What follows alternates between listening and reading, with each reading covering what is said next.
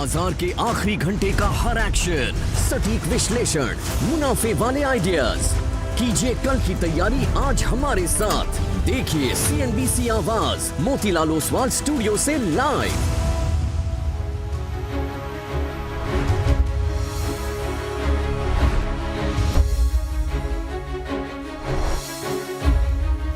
नमस्कार, CNBC आवाज़ Motilal Oswal studio में आप सभी का स्वागत है। भारतीय मार्केट्स के लिए अच्छा दिन है। जी हाँ, अगर आप सिर्फ ये स्क्रीन देखेंगे तो आपको लगेगा कि नहीं क्या अच्छा है इसमें। मिड कैप अभी भी आधा % नीचे, स्मॉल कैप 1% के करीब नीचे है, IT अभी भी नीचे है। लेकिन निफ्टी का आज का इंटरडे लो 25,500 के नीचे था। वो देखिए, वो चार्ट दिख रहा है ना आपको, वो जिस तरीके से आज ऑलमोस्ट 250 पॉइंट से ज़्यादा की इंटरडे में रिकवरी हुई है। बैंक निफ्टी में आप देखिए किस तरीके से बैंक निफ्टी में आज रिकवरी हुई है 500 पॉइंट से ज़्यादा की। तो वो कहीं ना कहीं आपको बता रहा है कि क्या शानदार रिकवरी। कुछ देर में आएंगे हम क्यों हुई ये रिकवरी और अब क्या करना है, इस पर बातचीत होगी। श्रेया और वीरू रहेंगे मेरे साथ। आप दोनों गुड आफ्टरनून। Good afternoon. और शो की शुरुआत करेंगे हेडलाइंस के साथ। Both sides continue to actively engage. In fact, the next call on trade will occur tomorrow. Bharat में अमेरिकी राजदूत सर्जियो गौर का बड़ा बयान। भारत और अमेरिका के बीच कल से फिर होगी ट्रेड डील पर बातचीत। कहा, मोदी ट्रंप की दोस्ती रियल, भारत दुनिया में किसी भी साझेदार से ज्यादा अहम। अमेरिकी राजदूत सर्जियो गौर के पॉजिटिव बयान से बाजार में शानदार रिकवरी। निफ्टी 2900 से करीब 250 अंक सुधर कर हर निशान में आया। बैंक निफ्टी में भी करीब 600 अंकों का सुधार। मिड कैप और स्मॉल कैप में अच्छी रिकवरी। इंडेक्स करीब 7% उछला।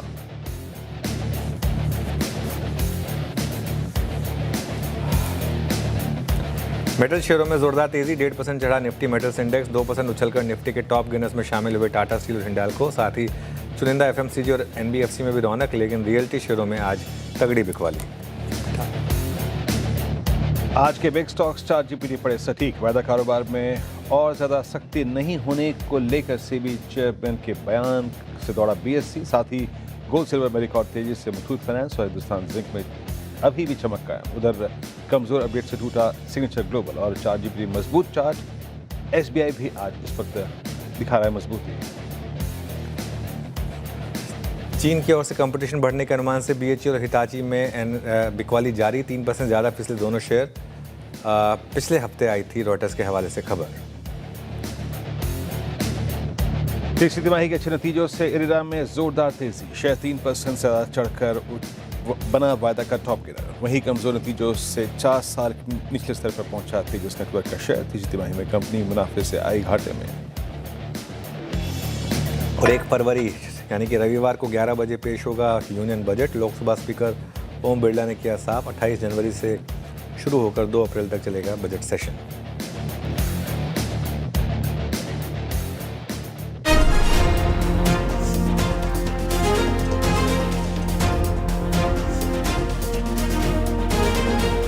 इस हफ्ते मैक्रो और माइक्रो दोनों लेवल्स पर मैसिव क्यूज लाइन अप है। US के जो इंडिया एम्बेसडर हैं सर्जियो गौर, वो फ्राइडे लेट नाइट भारत आए और सर्जियो गौर ने आते ही स्टेटमेंट दी है कि 2 ग्रेट नेशंस के बीच में काफ़ी पोटेंशियल है। पिछले हफ्ते अगर आप देखें तो जो इंडो US सेंटिमेंट है उसमें काफ़ी बड़ी गिरावट आई थी। सर्जियो गौर का भारत के प्रति रुख जो है वो काफ़ी अच्छा रहा है। वो प्राइम मिनिस्टर मोदी से भी मिले थे पिछली बार जब आए थे, 6 दिन के लिए आए थे, तो उस हिसाब से काफ़ी ज़रूरी है। Both sides continue to actively engage.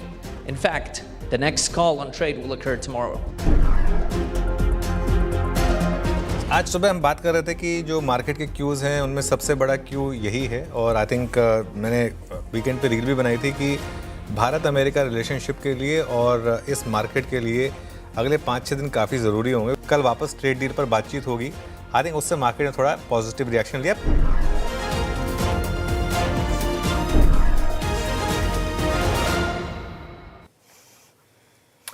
चलिए, तो सर्जियो गौर बने सेंटा क्लॉज और भारत के लिए लेकर आए तोहफा अमेरिका से। क्रिसमस 2 हफ्ते हो गए हुए क्रिसमस को, न्यू ईयर भी चला गया, लेकिन तोहफा थोड़ा लेट लाए वो। है ना। श्रेया विरूप थोड़ा लेट लाया, लेकिन ठीक है, क्या दिक्कत है, चलेगा। और बहुत लोग पूछ रहे थे कि ये सर्जियो गौर, ये गौर नाम इंडियन लग रहा है तो बोले नहीं, इंडियन नाम नहीं है वो। इंडियन नाम जो होता है वो GAUR होता है, ये GOR है, तो ये थोड़ी सी एक डिफरेंशियल है। लेकिन हुआ क्या है, एक बार जरा वो पॉइंटर्स ला दीजिए और इंटरडे रिकवरी दिखा दीजिए। जो बयान के बाद जो रिकवरी आई है भारतीय मार्केट में, उससे कहीं ना कहीं एक सेंस बन रही है कि क्या होता है, एक बहुत ज़ोर से अगर आपको चोट लगे तो आप उस पर वॉलिनी या कोई स्प्रे लगाते हैं ना, बाम लगाते हैं उस पर। तो आज का जो बयान है ना, उसने उस पर एक चोट पर एक बाम का काम जरूर किया है। लेकिन दिक्कत क्या है कि चोट थोड़ी सी गहरी है, तो सिर्फ बाम से काम नहीं चलेगा, लेकिन बाम लगाना भी ज़रूरी था। तो ऐसा नहीं है कि अब कई बार होता है कि यार बहुत जोर की चोट है, सिर्फ बाम से क्या होगा, डॉक्टर के पास जाओ, डॉक्टर के पास भी चले जाएंगे, कम से कम पहले बाम तो लगा दो, या पहले वो स्प्रे तो कर दो, वो कम से कम इंसान चलने लायक तो हो जाए। उसके बाद जब जाएंगे डॉक्टर के पास, डॉक्टर बताएगा कि क्या करना है भाई इस पर, तो कम से कम एटलीस्ट वो काम हो गया। और अगर आप देखें तो लोअर लेवल से करीब 250 पॉइंट की रिकवरी आ चुकी है निफ्टी में। लेकिन मार्केट का टेक्सचर अभी भी ख़राब है, और अभी भी सच बताऊँ ना, कहीं ना कहीं एक दिमाग में ये है कि सबसे पहले कौन बेचने आ जाएगा। सब एक दूसरे को देख रहे हैं कि रिकवरी तो आ रही है, पर पता नहीं कौन पहले बेचने आ जाएगा, और ये एक रिस्क रहेगा। लेकिन एक अच्छी चीज़ ये हुई कि आज की जो रिकवरी है ना, उसमें बैंक निफ्टी और निफ्टी IT दोनों ने कंट्रीब्यूट किया। आप देखिए, निफ्टी करीब 250 पॉइंट रिकवर हुआ है इंटरडे लो से, निफ्टी बैंक 500 से ज़्यादा पॉइंट रिकवर हुआ है, करीब 550 पॉइंट निफ्टी बैंक रिकवर हुआ है, और निफ्टी IT ये भी लोअर लेवल से करीब 1% के करीब रिकवर हुआ है। रिकवरी मिड कैप और स्मॉल कैप में भी है, हालांकि अभी भी वो गिरावट के साथ ट्रेड कर रहे हैं, लेकिन अगर आप इंटरडे लोस देखेंगे तो रिकवरी वहाँ पर भी आई है। इंटरडे मतलब इनफैक्ट ऑलमोस्ट 600 पॉइंट की रिकवरी है मिड कैप में और स्मॉल कैप में भी। लेकिन एटलीस्ट एक अच्छी चीज़ ये है कि, और एक एम्बेसडर लेवल की उन्होंने बात भी की है सर्जियो गौर ने, और सर्जियो गौर को अब थोड़ा सा हम पॉजिटिवली देखेंगे, है ना। एक बहुत ज़्यादा इंडियंस को पता भी नहीं होगा एक्चुअली वैसे कि सर्जियो गौर हैं कौन, आज के बाद सब जान जाएंगे उनको, है ना, क्योंकि वो एकदम से हमारे लिए गिफ्ट लेकर आए, और एटलीस्ट आज के लिए तो कम से कम मार्केट में रिकवरी ला दी उन्होंने। बिल्कुल सर, तोहफा अगर अच्छा हो तो देर से भी आना मंजूर है। देर आई लेकिन दुरुस्त आए। अब खैर अभी तक तो यही कहा जा सकता है, और जिस तरीके से मार्केट ने फिर रिएक्ट किया है, रिकवरी शानदार। और सुबह जिस तरीके से आप कमेंट कर रहे थे सर मार्केट को लेकर, सुबह ही कहा था आपने सबसे बड़ा क्यों होगा मार्केट को लेकर सर्जियो गौर का स्टेटमेंट, और वो स्टेटमेंट आया और एकदम सरपट से भागा बाजार। लेकिन सवाल वही अहम जो आपने उठाई, महरम है लेकिन क्या पट्टी अभी भी लगनी बाकी है। कल का इम्पॉर्टेंट डे बहुत होगा, और साथ ही अब अगर ये पॉजिटिविटी हो रही है, अगर ट्रेड डील को लेकर थोड़ी उम्मीद की किरण जाग रही है, तो क्या अब लेवल्स बदलेंगे मार्केट के लिहाज से, और क्या अब कौन से इंपॉर्टेंट लेवल हो जाते हैं, करना क्या चाहिए ट्रेडर्स को? देखिए, सबसे पहली बात समझ लीजिए, ये अभी भी एक डेड कैट बाउंस है, अभी भी बाजार वीक है, और अभी भी ये बाजार में कॉन्फिडेंस रत्ती भर का नहीं है। इतनी गिरी हुई मार्केट में 200-250 पॉइंट की इंटरडे रिकवरी कैसे भी आ सकती है। लेकिन बाजार को अब एक होप जगेगी कि बाजार गिरा क्यों था। पिछले एक हफ्ते में जो गिरा था वो पूरा का पूरा इसी वजह से गिरा था। इवेंचुअली अगर इसी वजह पर एक ट्रेड डील की बातचीत को लेकर अब एक अगर वापस मार्केट में होप हो रही है, और सर्जियो गौर ने कहा है कि कल दोनों पक्षों के बीच में, दोनों पार्टीज़ के बीच में कल फिर से अगर एक बातचीत होने वाली है, तो वो कहीं ना कहीं एक तरीके से अच्छा है। लेकिन इशू पता है क्या है श्रेया, कि मार्केट जो है ना, अब एक इतना एक्सट्रीमली ओवरसोल्ड था, लेकिन सिर्फ ओवरसोल्ड मार्केट रिकवर नहीं होगा जब तक कोई ट्रिगर ना मिल जाए। ये ट्रिगर बन गया, ये मार्केट 0.62 का पुट कॉल रेशो, 92.5% की शॉर्ट पोजीशंस, तो कहीं ना कहीं मार्केट को एक ट्रिगर की ज़रूरत थी, वो सर्जियो गौर के रूप में मार्केट को मिल गया। आप इसको ना अभी के लिए इससे ज़्यादा मत देखें, अभी के लिए ज़्यादा मत देखें।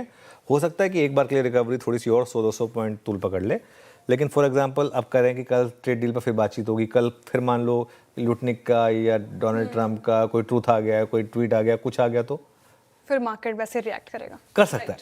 लेकिन क्या है ना, मार्केट की पोजीशनिंग काफ़ी मैटर करती है। इस समय मार्केट की पोजीशनिंग इतनी बेरिश थी, हर कोई बस बेच रहा था। 6 दिन से हम गिरे चले आ रहे हैं। 26,300 था पिछले फ्राइडे को, आज हम 25 लो में 25,473 पर आ गए थे। तो कहीं ना कहीं मार्केट को एक ट्रिगर चाहिए तो मिल गया। लेकिन अभी भी एक रिस्क रहेगा कि हायर लेवल पर एफआई की सेलिंग वापस आएगी, वो रिस्क रहेगा अभी भी। मैं की बात कहूँगा। अब जहाँ तक आपने निफ्टी की बात की, देखिए अब अगली रेजिस्टेंस निफ्टी को मिलेगी 25,800 से 25,900 पर। ध्यान रखिएगा फ्राइडे का हाई यहाँ पर प्लेस्ड है, और 50 डेमा और बाकी एक दो और इम्पोर्टेंट लेवल्स ये सब भी मार्केट में यहीं प्लेस्ड हैं। और सपोर्ट 24,500 सॉरी इसको 24,500 होना चाहिए, इसको ठीक कर दें, हटा दें इसको प्लीज़। 25,500 से 25,600 पर अब एक सपोर्ट है मार्केट के लिए। भगवान ना करे 24,500 पे जाएं, वो हो गया तो फिर तो बहुत लोगों का पोर्टफोलियो काफ़ी बुरी तरीके से हिट हो जाएगा। लेकिन आज का लो है, अब वो एक तरीके से आपके लिए एक लक्ष्मण रेखा हो गई। अब ये नहीं टूटना चाहिए, और अगर ये टूट गया तो मतलब आप चाहे सर्जियो गौर बोलें चाहे कुछ भी बोलें, कुछ और तकलीफ है मार्केट की।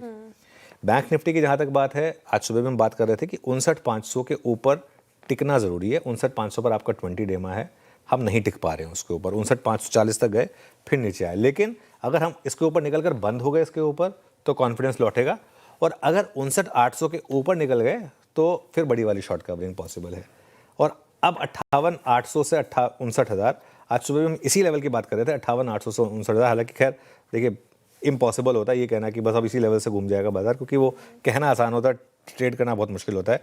लेकिन 58,800 से 59,000 की आपको सिग्निफिकेंस हमने आज सुबह एक्सप्लेन की थी कि 58,800 से 59,000 पर क्या है, 50 डेमा है, और अगर वो नहीं बचा तो फिर बहुत बड़ा दिक्कत हो जाएगी। तो लकीली 58,800 बचा लिया बैंक निफ्टी ने उस हिसाब से। तो 58,800 से 59,000 के बीच में अब बैंक निफ्टी के लिए लक्ष्मण रेखा है। वीरू के पास चलते हैं। Veeru, good afternoon. Stock specific action क्या रहा आज? अनुज, गुड आफ्टरनून। आपके कहने से पहले प्रोड्यूसर साहब ने उसे 24,500 को 25,500 कर दिया। सबका यही हाल है। सब डरते हैं 24,500 से। खैर मैं आता हूँ स्टॉक्स पे अनुज, जहाँ पे इस वक्त स्ट्रॉन्ग मूव है। पहला मैं रखूँगा SBI life. Charts, put writers और बिल्डअप, और एक बहुत ही स्टेबल चार्ट 30 रुपये ऊपर 10 डेमा के ऊपर ट्रेड करता हुआ अपने पिछले 6 जनवरी से लेकर अब तक के सारे सेशन के हाईज को बाइसेक्ट करने की कोशिश करा 1.5% ऊपर। प्लीज़ वाई रखिएगा स्क्रीन पर। मैं देख रहा था लोअर स्ट्राइक्स पे पुट राइटिंग, मैं देख रहा था हायर स्ट्राइक्स पे कोई कॉल राइटर्स का ना आना। Placement considering risk reward ratio और कंसिडरिंग स्मूथनेस ऑफ चार्ट, पहला स्टॉक जो स्क्रीन पर रखूंगा मैं वो है SBI लाइफ। आपकी स्क्रीन पे 4% OI बिल्डअप हुआ। ऐसे टर्बुलेंस वाले मार्केट में लॉन्ग साइड पे 0.4% का बिल्डअप, 4.5% का बिल्डअप, 0.4 लाख शेयर, ह्यूज बड़ा होता है। दूसरी बात, दूसरा स्टॉक रखूंगा दैट्स HUL। लेके आइएगा 1.5% ऊपर, नजर थोड़ी रखिएगा क्योंकि ये स्टॉक शॉर्ट कवरिंग फेज से बाहर मतलब ऊपर आया, उसके बाद आज फ्रेश बाइंग है। हालांकि अटेम्प्ट 1 अक्टूबर में हुआ था, फेलियर में तब्दील हुआ। 4 दिसंबर को अटेम्प्ट लिया था, वो भी फेलियर में तब्दील हुआ। लेकिन दिस टाइम 200 डेमा के आसपास लगभग चौथा अटेम्प्ट है टू रीगेन 200 डेमा। अच्छी शॉर्ट कवरिंग के बाद फ्रेश बाइंग विजिबल है, तो एक इस स्ट्रक्चर जिस पर आपको नजर रखनी है। और एक रखूंगा मैं Asian paints. Asian paints again all out समय लास्ट वीक जब क्रूड में तेजी आई भी तब भी इसमें एक स्ट्रेंथ थी, और एक क्लासिकल राउंडिंग बटन का फीलिंग आ रहा है। प्लस एक 9 दिसंबर से लेकर अब तक की जो चली आ रही पूरी चैनल थी उसको बाइसेक्ट किया इसने। अच्छी शॉर्ट कवरिंग है, 35,000 शेयर ओपन इंटरेस्ट में कम हुए। तो एशियन पेंट्स, ये 3 स्टॉक्स अगर आप देखें लोअर ट्रैजेक्टरीज में थोड़े से स्टेबल जाते हुए। Anuj, let's hope for the best, और थोड़ा बेस्ट के बारे में बात करते हैं। इन स्टेटमेंट या फिर पॉसिबली अगर आप देखें ट्रेड डील को लेकर थोड़ा सा दोनों देश संयम से आगे बढ़े और कोई ब्रेक थ्रू आता है तो मैं फिर अगर आप देखें एक कंस्ट्रक्टिव वे में जा रहा हूँ। अनुज, सबसे बड़ा बेनिफिट किसको मिलेगा? IT को इन सर्कमस्टेंसेज में आप कैसे ट्रीट करेंगे फिर, क्योंकि बैंक निफ्टी इससे पहले हमारी एक स्ट्रॉन्ग पॉकेट थे। किसको सबसे सकारात्मक मतलब जिसे कहते हैं बाजार एडवांटेज देगा? अच्छा, पहली बात तो वीरू, अगर वो सर्जियो गौर की फुटेज वापस चलाएं तो कहीं ना कहीं उन्हें देखकर लगता है ना काफ़ी क्यूट से इंसान है, और काफ़ी मतलब मुझे मालूम। हाँ, किसकी? ग्लेन मैकग्राथ की।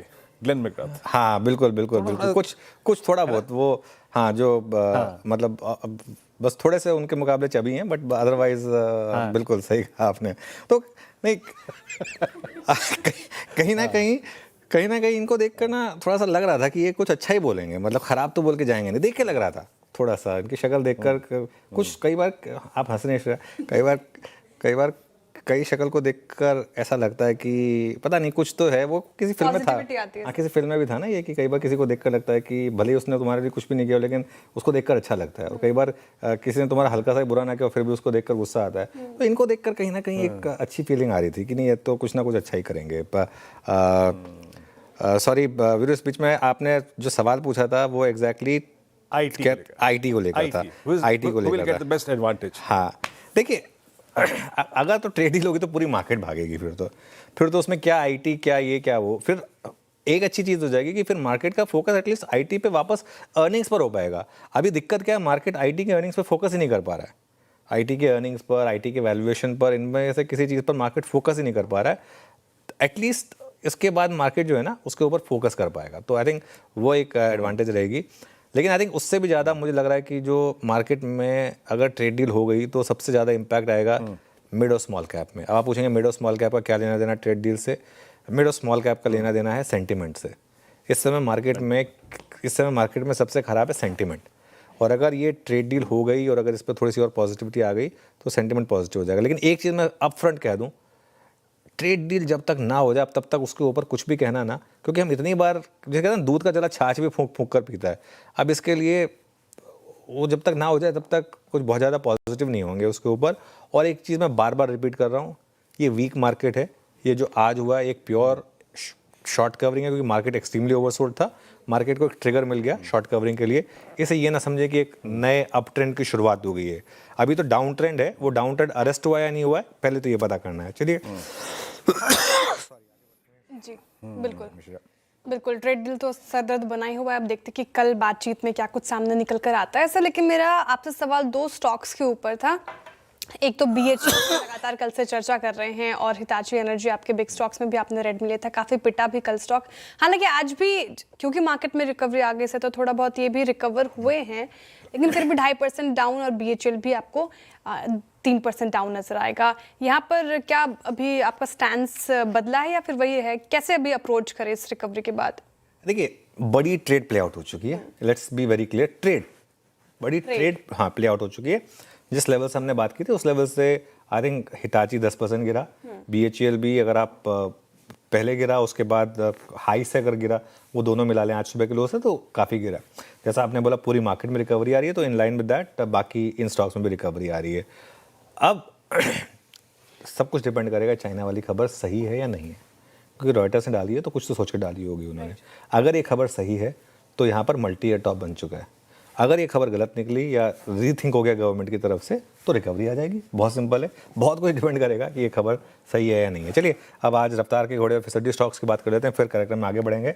रफ्तार के घोड़े स्टॉक्स में सबसे पहले हिंदुस्तान जिंक। चांदी की कीमतों में जो उछाल आई उसका एक असर आज आपको देखने को मिला, और 2 दिन में शेयर करीब 7% चल चुका है। आई थिंक फ्राइडे को भी 4% ऊपर था, 3% आज ऊपर है, और सुबह बिग स्टॉक्स में भी डिस्कस किया था हमने इसको। BSE सेबी चेयरमैन का जो बयान था NSE के IPO को लेकर और जो डेरिवेटिव्स को लेकर था कि अभी फिलहाल और कोई सख्ती करने का उनका इरादा नहीं है, 4% ऊपर आज सुबह, इसकी भी बात की थी हमने। वैसे IFCI में कुछ देर में डिटेल में डिस्कस करेंगे। इनकी NSE में इनडायरेक्ट हिस्सेदारी है, इस वजह से 12% का आज शार्प मूव आपको देखने को मिला। फिसड्डी स्टॉक्स में 2 स्टॉक्स हैं। पहला है तेजस, तीसरी तिमाही के नंबर्स के बाद ये स्टॉक लुढ़का। आज आई थिंक सुबह हमने डिटेल में डिस्कशन भी किया था इसके ऊपर। और BHEL, वो जो चाइना वाली खबर है उसके बाद लगातार बिकवाली है और स्टॉक्स गिरे चले आ रहे हैं। चलिए फिर आगे बढ़ते हैं और ट्रेंडिंग स्टॉक्स और आज का कार्यक्रम का क्रम। राइट, ट्रेंडिंग स्टॉक्स लेंगे, कार्यक्रम का क्रम भी समझेंगे, लेकिन उससे पहले एक रिकैप रफ्तार के घोड़े में हिंजिंक और BSE और फिसड्डी में BHEL लगातार हम चर्चा करें। ट्रेंडिंग स्टॉक्स की बात कर लेते हैं और वही सारे स्टॉक्स आपको नजर आएंगे क्योंकि मार्केट में रिकवरी है। तो शुरुआत करते हैं तेजी के ट्रेंडिंग स्टॉक्स के साथ। कोल इंडिया ट्रेंड पे एक पॉजिटिव थी ब्रोकरेज रिपोर्ट और 4,900 तक के टारगेट प्राइस आई थी तो ट्रेंड उछल गया। एशियन पेंट्स 2% से ज़्यादा की तेजी के साथ कर रहा कारोबार और टाटा स्टील में भी अच्छी बढ़त, पूरा मेटल पैक चमकता हुआ। इरिड्डा शानदार Q3 नंबर और 3.5% से ज़्यादा की यहाँ पे तेज़ी स्ट्रीट ने रिवॉर्ड किया है। BSE सेबी चेयरपर्सन का वो बयान, FNO के सख्ती को लेकर और कुछ कदम नहीं है। साथ ही NSE का जो IPO था मस्ट अवेटेड, उस पर जो अभी खबरें आ रही है उस पर ये चढ़ गया स्टॉक। हिंजिंक चांदी की जो कीमतों में उछाल कासर और IEX भी लगभग 3% के उछाल के साथ कर रहा है कारोबार। लेकिन बैक फुट पर कौन कौन से स्टॉक्स हैं? ऑटो स्पेस थोड़ा खराब करता हुआ, आयशर मोटर्स 1% ज़्यादा की गिरावट, टाटा मोटर्स भी 1% लुढ़क गया, इन्फी 1% ज़्यादा की गिरावट ये भी झेल रहा है और बजाज फाइनेंस पर भी थोड़ा डेंट पड़ता हुआ आज के सेशन में। पूरा फार्मा पैक सुबह से हम देख रहे थे कमज़ोर, लॉरस लैब 4.5% का डेंट है, कमिंस और डिलीवरी भी 3.5% ज़्यादा की गिरावट ये झेल रहा है। और प्रेस्टीज स्टेट्स देखिए रियल्टी पैक में जिस तरीके से बिकवाली उसका शिकार होता हुआ प्रेस्टीज स्टेट 3.5% से ज़्यादा की गिरावट के साथ कर रहा है कारोबार। अब आगे बढ़ते हैं और आपको शो फ्लो समझाते हैं कि कार्यक्रम में क्या क्या चीज़ें होंगी। फंडामेंटल राय देने के लिए हमारे साथ होंगे SMIFS के शरद अवस्थी जी, टेक्निकल कॉल्स लेंगे हम प्रकाश काबा, मानस जायसवाल, राजेश पालविया, राजेश सातपुते, सोमिल मेहता और जतिन गेड़िया जी से। 2:20 पर अमेरिकी राजदूत सर्जियो गोर के बयानों को डिकोड करेंगे लक्ष्मण रॉय। 2:30 बजे यतिन मुत्ता से समझेंगे BSE का शेयर क्यों दौड़ रहा है। साथ ही आशीष चतुर्वेदी आपको बताएंगे कि BSE NSE के बाद कौन सा नया एक्सचेंज बनेगा। 2:40 पर आशीष चतुर्वेदी से ही समझेंगे कि रियल्टी में तगड़ी बिकवाली आखिर क्यों है। 2:50 पर टाटा एलेक्सी और ICICI प्रू के नतीजों का अनुमान लेकर आएंगे कंचन नौटियाल। 2:55 पर मार्केट बिग वॉइस में हमारे साथ जुड़ेंगे DR चोकसी फिनसर्व के मैनेजिंग डायरेक्टर देवेन चोकसी जी। 3:05 पे डीलिंग रूम चेक, 3:10 पर जिससे कल के लिए स्ट्रैटेजी, 3:15 पर लेंगे BTST STBT कॉल्स। चलिए फटाफट ट्रेड्स ले लेते हैं, उसके बाद फिर लक्ष्मण जी के पास चलेंगे। सबसे पहले गाबा सर, गुड आफ्टरनून, बताइए आपका trade. Good afternoon to you. Stock मुझे पसंद है इस वक्त वो है SBI। SBI का chart basically chart structure positive है, 3 दिन की करेक्शन आई और आज अप मूव मिला है। इस अप मूव में लगता है दम है। 1012 पर ट्रेड कर रहा है SBI और स्टॉप लगेंगे करीब, स्टॉप लगेंगे 1005 का, टारगेट 125, फर्स्ट टारगेट जाना चाहिए ऊपर SBI। ओके, 1025 के टारगेट के लिए 1013 के आसपास बाय करना है आपको। सोमिल, गुड आफ्टरनून, आपका trade. Good afternoon to everyone. मेरा ट्रेड होगा JSW एनर्जी पर। JSW एनर्जी में बेसिकली 200 डेली मूविंग एवरेज के नीचे चल रहा है। रेजिस्टेंस लिया था लास्ट वीक में, लो टॉप लो बॉटम फॉर्मेशन है। आज बहुत अच्छी रिकवरी है, लेकिन the resistance would be around 500-505 के आसपास। यहाँ पर एक स्टॉप लॉस रखेंगे 507 पर और टारगेट नीचे में होगा 450 का।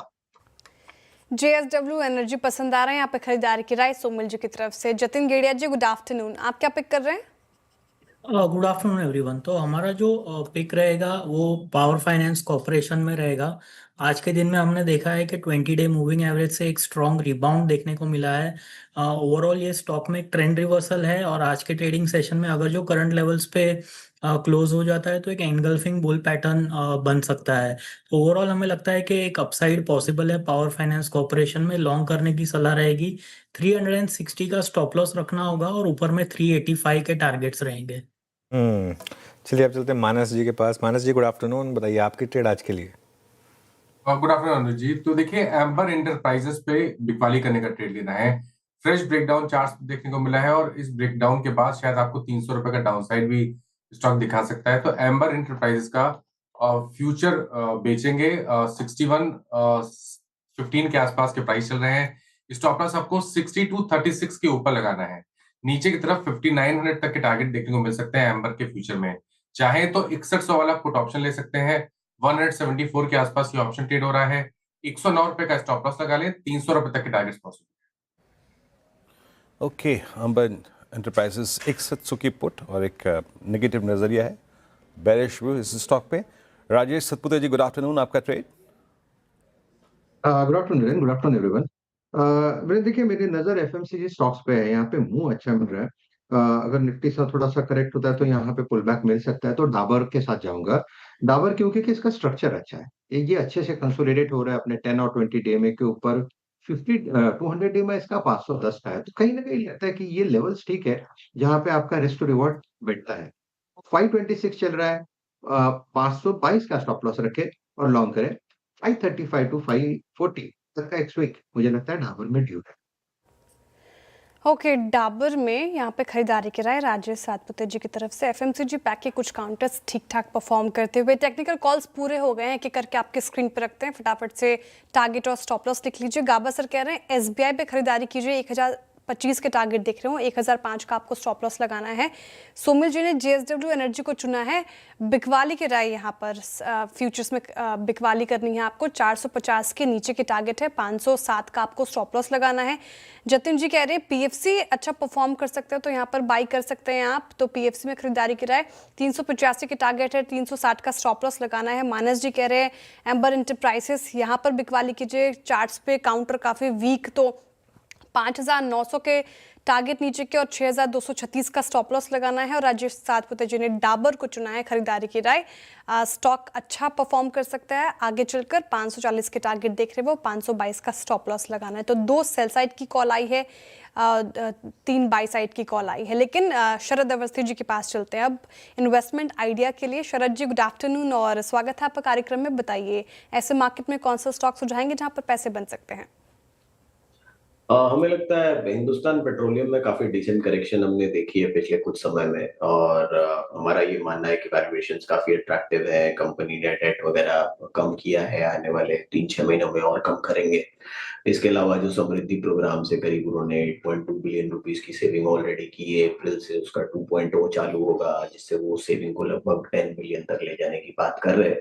बार्मर में कुछ कैपेक्स वगैरह भी है जो ऑनलाइन जा रहा है अभी, तो उसका भी फायदा आने वाले समय में मिलना चाहिए। और हमारा मानना है कि तेल की कीमतें मोर और लेस रेंज बाउंड रहेंगी, बारिंग नॉर्मल हिकअप्स यहाँ वहाँ। तो बहुत ज्यादा हमें नहीं लगता कि वोलेटिलिटी रहेगी। अभी रशिया को लेकर थोड़ी नर्वसनेस है कि पता नहीं उसका इम्पैक्ट कितना ज्यादा हो जाएगा, बट हमारा ये मानना है कि नंबर्स मोर और लेस स्टेडी रहेंगे। अगले साल आप उम्मीद कर सकते हैं कि कंपनी 60-65 रुपए के आसपास की अर्निंग्स डिक्लेयर करेगी, और 10-11 का मल्टीपल मिलना बहुत मुश्किल नहीं होना चाहिए। तो 600-650 के टारगेट्स के लिए एचपीसीएल 600-650 के टारगेट के लिए एचपीसीएल। चलिए अब अमेरिकी राजदूत सर्जियो गौर के बयानों का क्या मतलब निकाला जाए, ये समझाने के लिए हमारे साथ लक्ष्मण रॉय मौजूद हैं। लक्ष्मण जी गुड आफ्टरनून। तो बताइए क्या आपको कुछ प्रतिक्रिया मिली अब तक इनफॉर्मली या फॉर्मली सरकार की तरफ से? और आई थिंक लक्ष्मण जी इसके साथ शायद कनेक्ट हो नहीं पा रहे, काम करते हैं एक बार। हाँ लक्ष्मण जी गुड आफ्टरनून, मेरी आवाज़ आ रही है? जी आ रही है। हाँ तो मैं पूछ रहा था कि कुछ आपको सरकार की तरफ से फॉर्मली या इनफॉर्मली कुछ रिएक्शन मिला क्या जो सर्जियो गौर की स्टेटमेंट थी, क्योंकि उनकी स्टेटमेंट तो काफ़ी पॉजिटिव लगी और काफ़ी रिकवरी भी आई मार्केट में।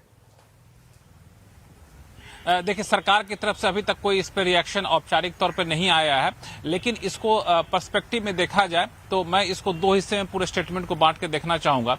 एक जो एक्शनेबल पॉइंट उन्होंने बोला है, एक बात की ट्रेड डील को लेकर बातचीत कभी भी शुरू हो सकती है वापस से। उन्होंने कल का समय सीमा दी है कि कल भी हम लोग इस बातचीत को आगे बढ़ा सकते हैं, लेकिन ये कल बातचीत होगी कि नहीं होगी, उद्योग मंत्रालय की तरफ से अभी तक कोई इस पर औपचारिक जानकारी नहीं मिली है। लेकिन इससे पहले जैसा कि कई बार हमारे आपके भी चर्चा में भी बात सामने आई थी कि सरकार दोनों देश यूएस और इंडिया ने अपनी तरफ से ट्रेड डील की अधिकांश शर्तों को अंतिम रूप दे दिया था। अब सिर्फ एक सही मौके की तलाश थी जब इसको ऐलान किया जाना है। तो मुझे लगता है कि वो मौका बहुत जल्द आने वाला है, और इसका संकेत आज अमेरिकी राजदूत ने भारत में यहाँ पे दे दिया है। दूसरी महत्वपूर्ण बात जो पैक्स सिलिका को लेकर के काफी ज्यादा कंसर्न उठ रहा था कि इस पूरे गठजोड़ में, संगठन में भारत कहीं भी नहीं है, तो उन्होंने साफ तौर से कहा कि इसमें भारत को भी शामिल किया जाएगा, परमानेंट मेंबर के तौर पर शामिल किया जाएगा। ये अपने आप में काफी महत्वपूर्ण है, क्योंकि इसमें जो नई नई टेक्नोलॉजी है उसके लिए जो रॉ मटेरियल है उसके लिए 7 देशों का संगठन है, उसमें से भारत भी उसका मेंबर बन जाएगा। तो ये अपने आप में मुझे लगता है काफी महत्वपूर्ण है। लेकिन बड़े पर्सपेक्टिव में देखिए कि पिछले कई हफ्तों से लगातार जो दोनों देशों के बीच में, दोनों देशों के नेताओं के बीच में रिश्ते में खटास की जो आशंकाएं, अटकलें चल रही थी, उस पर आज उन्होंने पूरी तरह से विराम लगा दिया और कहा कि दोनों प्रधानमंत्री मोदी और डोनाल्ड ट्रंप अच्छे दोस्त हैं, और दोस्ती में कई बार मतभेद होते हैं, उसको दूर कर लिया जाएगा। तो जाहिर तौर पे ये एक बड़ा संकेत है। और जब ये कहना कि अगले कुछ महीनों तक, अगले कुछ वर्षों तक भारत सबसे बड़ा ट्रेडिंग पार्टनर, सबसे बड़ा अहम देश है, तो अपने आप में एक बड़ा बयान कहा जा सकता है इसको। शुक्रिया लक्ष्मण जी, और एक बार वो बाइट वापस सुन लेते हैं और फिर आगे बढ़ेंगे। The United States and India are bound not just by shared interest, but by a relationship anchored at the highest levels. Real friends can disagree, but always resolve their differences in the end. Last week, our great Secretary of State, Marco Rubio, powerfully stated that this year will be a year of reciprocity. We are raising the standard for diplomacy itself. That means fair trade, mutual respect, and shared security. Many of you have asked me for an update on the ongoing trade deal negotiations. Both sides continue to actively engage. In fact, the next call on trade will occur tomorrow. Remember, India is the world's largest nation, so it's not an easy task to get this across the finish line, but we are determined to get there. Okay बड़ी खबर थी ये। अच्छा, एक और चीज़ देखें आप, even recovery जब आई उसमें उसी लेवल से वहीं पर जहाँ पर उन्होंने बोलना शुरू किया, मार्केट में तो रिकवरी आई ही, BHEL में भी रिकवरी आई। मैं क्यों बार बार एक स्टॉक की बात इसलिए कर रहा हूँ क्योंकि देखिए, अगर US ट्रेड डील हो गई तो फिर वो चाइना वाली डील नहीं होगी, तो वो इंडिपेंडेंट, मतलब दोनों रिलेटेड है। इसके लिए आपने इस तरीके का मूव देखा। खैर एनीवे, शरद जी, अगर ये ट्रेड डील हुई और अगर फाइनली हो गई मान लो, तो सबसे ज़्यादा आपका ध्यान कहाँ रहेगा? मुझे लगता है अक्रॉस द बोर्ड डिफेंस के लिए काफी डेवलपमेंट पॉजिटिव है, क्योंकि ट्रेड डील हो जाती है तो उनको काफी फायदा होना चाहिए। बाकी मेरे हिसाब से टेक्सटाइल एक बहुत ज्यादा बीटन डाउन सेक्टर है, मुझे लगता है उसको सबसे ज्यादा फायदा होना चाहिए ट्रेड डील होने का। और इसके अलावा अगर आपको देखना है तो थोड़ा बहुत मेरे हिसाब से शायद श्रिम्प वालों को फायदा हो, फार्मा वगैरह में थोड़ा सेंटिमेंट इंप्रूव हो सकता है। बट सबसे बड़े बेनिफिशियरीज मेरे हिसाब से जो मेरे हिसाब से बिल्कुल भी रिकवरी नहीं देखी है, मेरे हिसाब से वो टेक्सटाइल प्लेयर्स है। और दूसरा, आपको डिफेंस में वो इम्प्रूवमेंट मिलनी चाहिए, खास करके बड़े प्लेयर्स में, हैल जैसे प्लेयर्स में वो मूवमेंट आपको सबसे ज्यादा मिलनी चाहिए। ओके, तो डिफेंस एज ए स्पेस रहेगा फोकस में, टेक्सटाइल श्रिम्प स्टॉक्स रहेंगे फोकस में। इनफैक्ट हैल देखिए आज डेज हाई पर बढ़ता हुआ 1.5% की तेजी, इसी उम्मीद में, ट्रेड डील की उम्मीद में आई थिंक ये मूव देखने को मिल रहा है। एक बार इनफैक्ट चार्ट चेक भी लेना चाहूंगी जतिन जी। हैल का काउंटर आप देख लीजिए, 1.5% की तेजी के साथ डेज हाई पर अभी कर रहा है कारोबार। क्या हैल में अभी दमखम नजर आ रहा है 4,516 के लेवल पर? यस डेफिनेटली, अगर जो डेली चार्ट्स देखें तो एक lower top lower bottom formation का जो रिवर्सल हमें देखने को मिल रहा है, उसके बाद जो रीसेंट करेक्शन है उसमें ज़्यादा करेक्शन आया नहीं है। इनफैक्ट अपने 20 डे मूविंग एवरेज पे सपोर्ट लेके फिर से अपसाइड की तरफ एक मूव दिखाने की कोशिश कर रहा है। तो हमें लगता है कि यस, अगर जो करंट लेवल्स को होल्ड करता है तो एक पॉसिबिलिटी है कि 4650 4700 तक का एक मूव हमें देखने को मिले करंट लेवल से।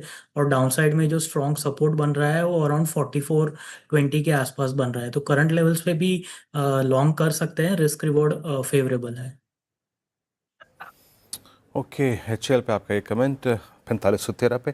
अच्छा, थोड़ा सा अगर आप देखें इस पूरी ट्रेड डील पॉसिबिलिटी, ये स्टेटमेंट, इससे थोड़ा सा हटके अगर आप देखें तो जिस सेक्टर पे हम फोकस कर सकते हैं दैट्स बैंकिंग। बैंकिंग में सुबह से इंडसइंड बैंक पे बहुत स्ट्रॉन्ग मूव था, एक बार लेके आइएगा कोर। आई थिंक मैं टेक्निकल ट्रेड की बात कर रहा हूँ।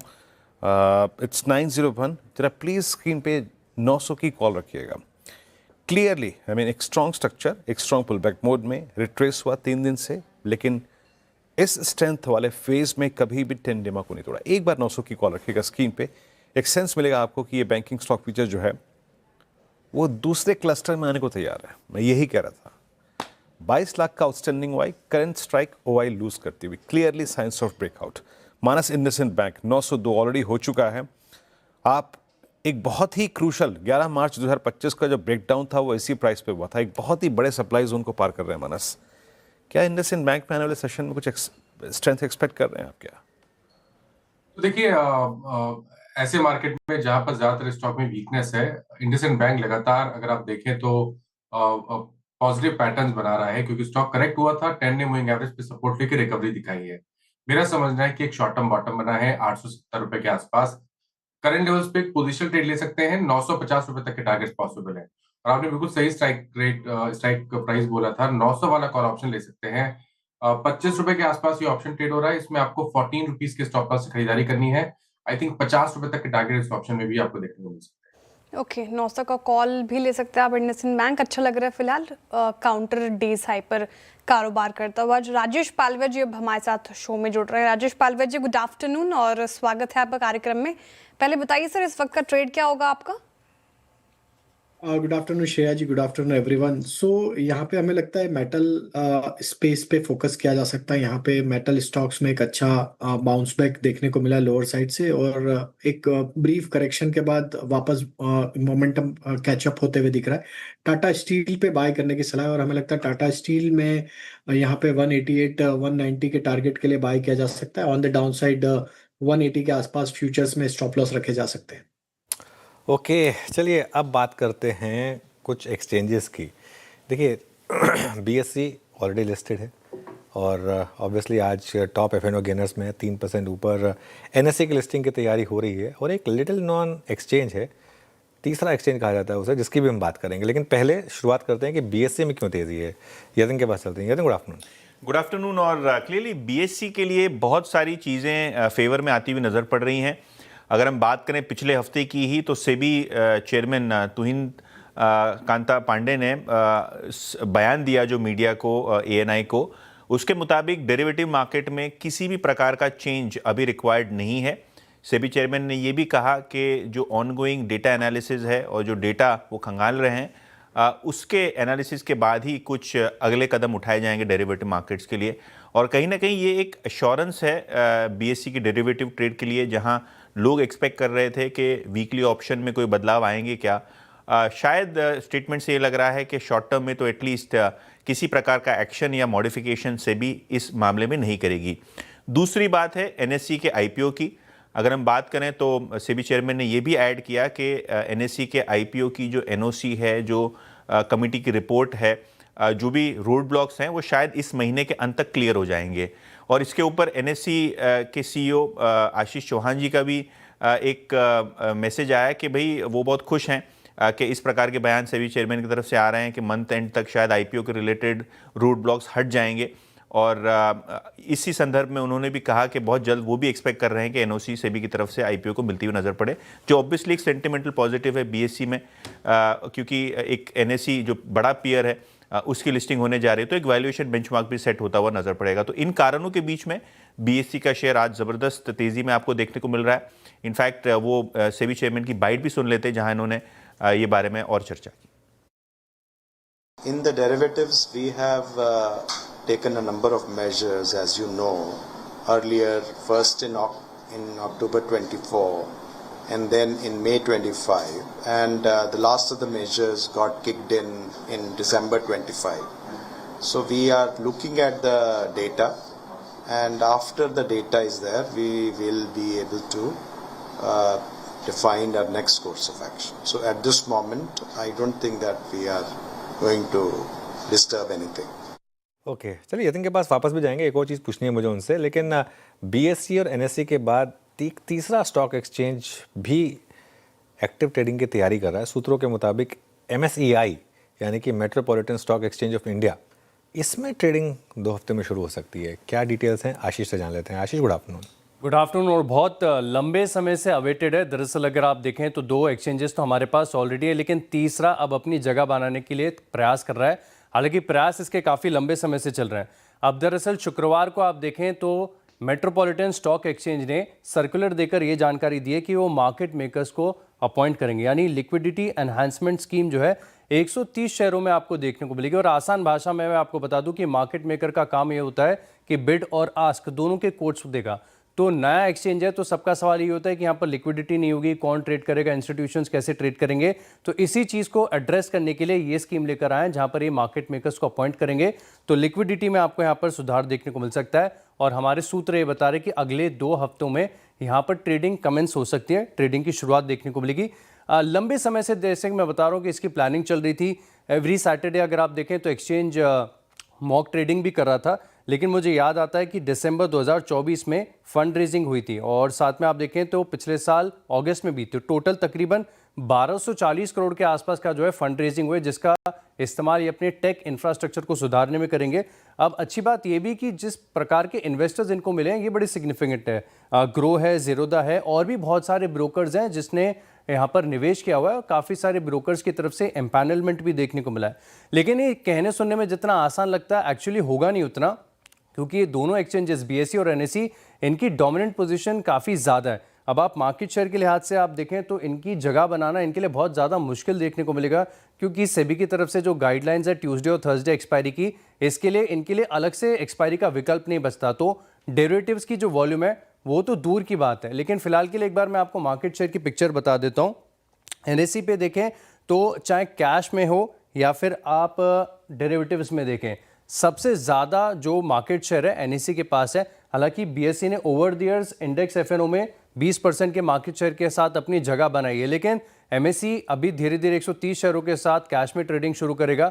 फिर आगे डेरिवेटिव्स में कैसे वॉल्यूम होगी इसको क्लोजली मॉनिटर करेंगे, लेकिन एक एक्सचेंज का विकल्प तो श्योरली आ रहा है। बिल्कुल श्योरली आ रहा है। और एक समय था जब ब्लॉक डील्स होती थी तो लोग ब्लॉक डील का फ़ायदा उठाने के लिए बीएसई और एनएससी पे निगाह लगा के रखते थे कि बस उसमें अपने ऑर्डर डाल दें उसकी डेप्थ के हिसाब से। तो एक दो कंपनियों ने एमएससीआई में ब्लॉक डील कर दी थी, मुझे याद है। तो वो, और अभी भी बहुत लोग कह रहे हैं कि शायद एनएससी, क्योंकि एनएससी खुद तो लिस्ट नहीं हो सकता एक्सचेंज पर, और अगर वो चाहें कि बीएसई पे लिस्ट होने के बजाय एमएससीआई पे लिस्ट हो जाए, ये भी एक पॉसिबिलिटी रहेगी। तो ये भी एक इंटरेस्टिंग रहेगा। अरे इस पूरे बीच में मैं एक और एंगल डिस्कस करना चाहता था। एक बार आईएफसीआई का स्टॉक लेकर आइए। आईएफसीआई आज 12% ऊपर है। एक बार वो स्टॉक और देख लेते हैं। ये देखिए, ये और मैसिव वॉल्यूम के साथ 18 करोड़ के वॉल्यूम हुए यहाँ पर, मतलब करीब करीब 1000 करोड़ के करीब के वॉल्यूम यहाँ पे हो चुके हैं। यदि क्विकली बता दीजिए, क्या इसका भी ये एनएससी के आईपीओ का ही एक रीज़न है जिस वजह से रैली हो रही है? जी देखिए, तो आईएफसीआई की स्टोरी और जो एनालिसिस है वो ये है कि आईएफसीआई के पास कोई भी प्रकार का डायरेक्ट एनएससी का स्टेक नहीं है। इन्होंने पिछले कई सालों में एनएससी का डायरेक्ट स्टेक अपना बेच दिया, लेकिन इनकी एक सब्सिडरी है जहां वो लगभग 55% होल्ड करते हैं, वो है stock holding corporation of India.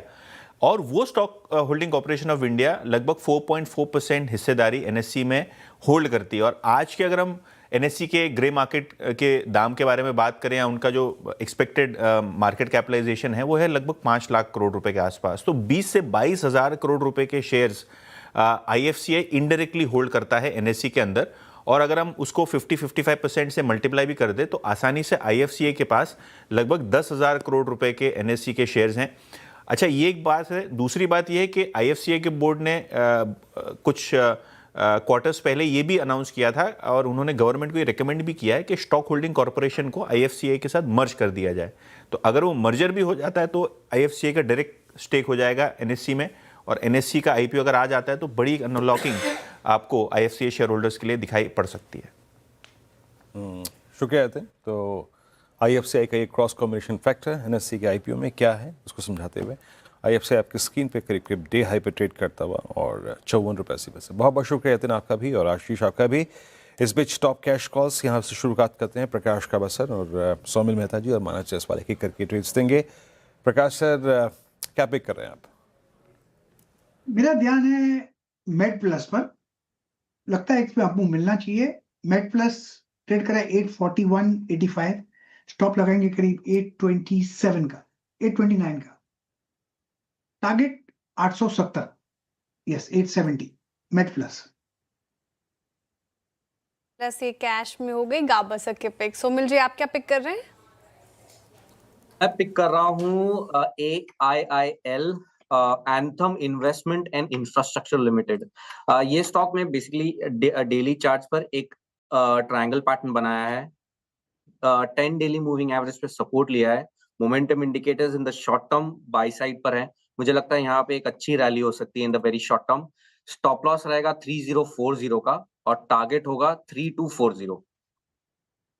Okay, stock ऐसा चुनो कि शायद ज़्यादा लोगों ने ना सुना हो। बहुत अच्छी, वैसे हमारे सिस्टम में शायद है नहीं है स्टॉक, मैं चेक करता हूँ। अब मानस जी बताइए, आपने क्या पिक किया? तो देखिए, इंटीरो हेल्थ केयर सॉल्यूशंस में खरीदारी करने की राय रहेगी। करीब 4 दिन पहले स्टॉक ने 200 मूविंग एवरेज को ब्रेक किया था। उसके बाद हम कंसोलिडेशन देख रहे थे और आज पैटर्न को देख के लग रहा है कि नेक्स्ट रैली स्टॉक में देखने को मिल सकती है। इसलिए करंट लेवल्स पे स्टॉक में खरीदारी करेंगे। 1275 का आपको स्टॉप टारगेट सेट करने हैं। 1184 तक के स्टॉप लॉस लगाने हैं आपको। सौमिल, वो ऑथम इन्वेस्टमेंट होगा मेरे ख्याल से, जो AIIL आप बोल रहे हैं। It is anthem investment and infrastructure. 3114 का रेट है ना? Correct, yes. हाँ हाँ हाँ, नहीं, उसका अब नया नाम हो गया AIIL, बट ठीक है चलिए। तो अरे जहाँ तक मुझे जानकारी है ऑथम नाम है उसका, बट खैर ये रहा, ये ऑथम इन्वेस्टमेंट जिसका नाम है 3115 का, ये इस समय आपके लिए स्टॉक का। चलिए मीनवाइल कुछ और स्टॉक्स देखते हैं। मेटल्स इंडेक्स देखिए एक बार ज़रा, मेटल्स इंडेक्स में शानदार तेज़ी आ रही है इस समय, और बड़ी खबर आ रही है इस समय वोडाफोन आइडिया के जो AGR की रीअसेसमेंट, ध्यान रखिएगा वो ADR की रीअसेसमेंट होनी है, उस पर इसी हफ्ते शायद प्रक्रिया वापस शुरू होने वाली है। कुछ देर में असीम को जोड़ेंगे इस खबर के लिए, लेकिन इससे पहले मैं, चलिए असीम को जोड़ ही लेते हैं एक बार। असीम गुड आफ्टरनून। तो वो जो सबसे पहले खैर आपने खबर ब्रेक की थी, वो कंफर्मेशन भी आया था, उसमें एक एंगल ये भी था कि फ्रीज तो कर दिए गए थे ड्यूज, अगले 10 साल के लिए कंपनी को नाम मात्र पे करना है 100 करोड़ 124 करोड़, लेकिन वो जो जिस अमाउंट को फ्रीज किया गया था उसको रीअसेस किया जाएगा। वो प्रोसेस आपके हिसाब से बहुत जल्द शुरू होगा?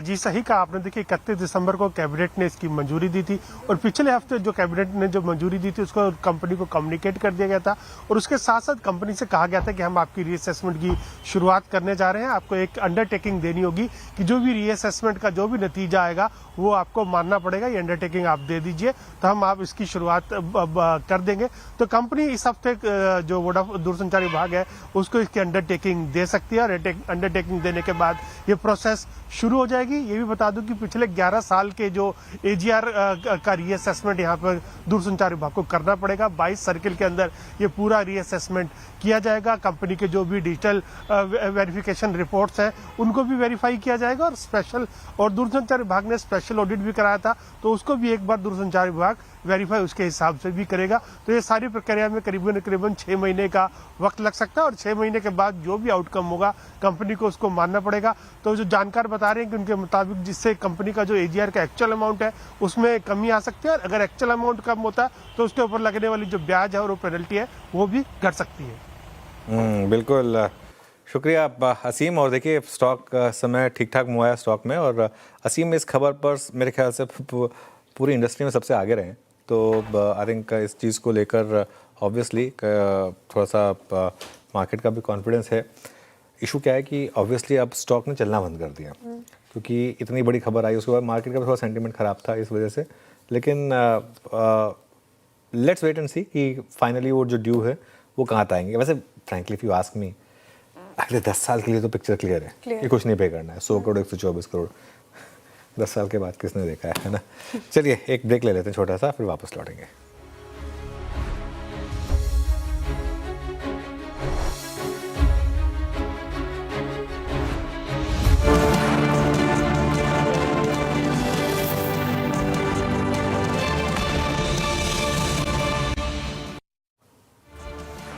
ओके चलिए अब एक काम करते हैं, धमाकेदार ऑप्शन लेते हैं। मानस जी, राजेश पालवे जी और जतिन जी हमारे साथ। मानस जी क्या रहेगा आपका धमाकेदार ऑप्शन? तो देखिए पुट ऑप्शन में खरीदारी करनी है। प्रेस्टीज के 1500 के पुट ऑप्शन में खरीदारी करने की राय रहेगी। 33 रुपए के आसपास के प्राइस चल रहे हैं। 22 रुपए का आपको स्टॉप लॉस लगाना है और 55 रुपए के टारगेट सेट करना है। ओके, प्रेस्टीज स्टेट्स ये हो गई मानस जी की पिक। ऑप्शंस में क्या पिक कर रहे हैं आप राजेश पालवे जी? तो श्रेया जी कोल इंडिया पे यहाँ पे फोकस है। कोल इंडिया में देखें तो एक अच्छा रिकवरी का ट्रेड यहाँ पे बनते हुए दिखा। वीकली चार्ट पे देखें तो ये अपने एक कंसोलिडेशन जोन को यहाँ पे निगोशिएट करते हुए देखने को मिल रहा है। स्टॉक में जिस तरीके की रिकवरी बनी है लोअर साइड से एक ब्रीफ करेक्शन के बाद, हमें लगता है ये स्टॉक 445 की तरफ बढ़ते हुए दिख सकता है। तो 430 का एट द मनी का कॉल ऑप्शन 10 रुपए के आसपास ट्रेड कर रहा है, यहाँ पे बाय करने की सलाह। इसके टारगेट प्रोजेक्ट कर रहे हैं करीब 17 से 19 रुपए की तरफ। On the down side stop loss suggest करेंगे करीब 7 रुपए के आसपास। ओके, कोल इंडिया शानदार ब्रेकआउट की तरफ बढ़ता हुआ स्टॉक एक बार फिर से। जतिन जी आपका ट्रेड क्या है? हमारा जो ट्रेड होगा वो SBI लाइफ के 2100 स्ट्राइक के कॉल ऑप्शन में रहेगा। अर्ली चार्ट्स पर एक बुलिश फ्लैग पैटर्न का ब्रेकआउट हमें देखने को मिल रहा है SBI लाइफ में। 2100 का स्ट्राइक का कॉल ऑप्शन लेने की सलाह रहेगी तकरीबन 45 के टारगेट्स के लिए, और नीचे 24 रुपए का स्टॉप लॉस रखने की सलाह रहेगी। Okay, SBI life I think Biru ने भी स्पॉट किया था आज जब हम FNO की बात कर रहे थे, सबसे पहला स्टॉक यही मेंशन किया था बीरू ने। अच्छा मूव है यहाँ पर इस समय SBI लाइफ में। मीनवाइल काफ़ी डिसेंट इस समय निफ्टी की रिकवरी है।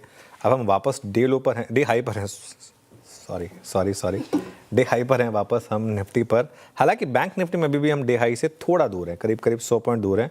और एक ब्रिज है इन दोनों के बीच में, रिलायंस इंडस्ट्रीज़ का। एक बार रिलायंस इंडस्ट्रीज़ का इंटरडे चार्ट लेकर आइए जरा।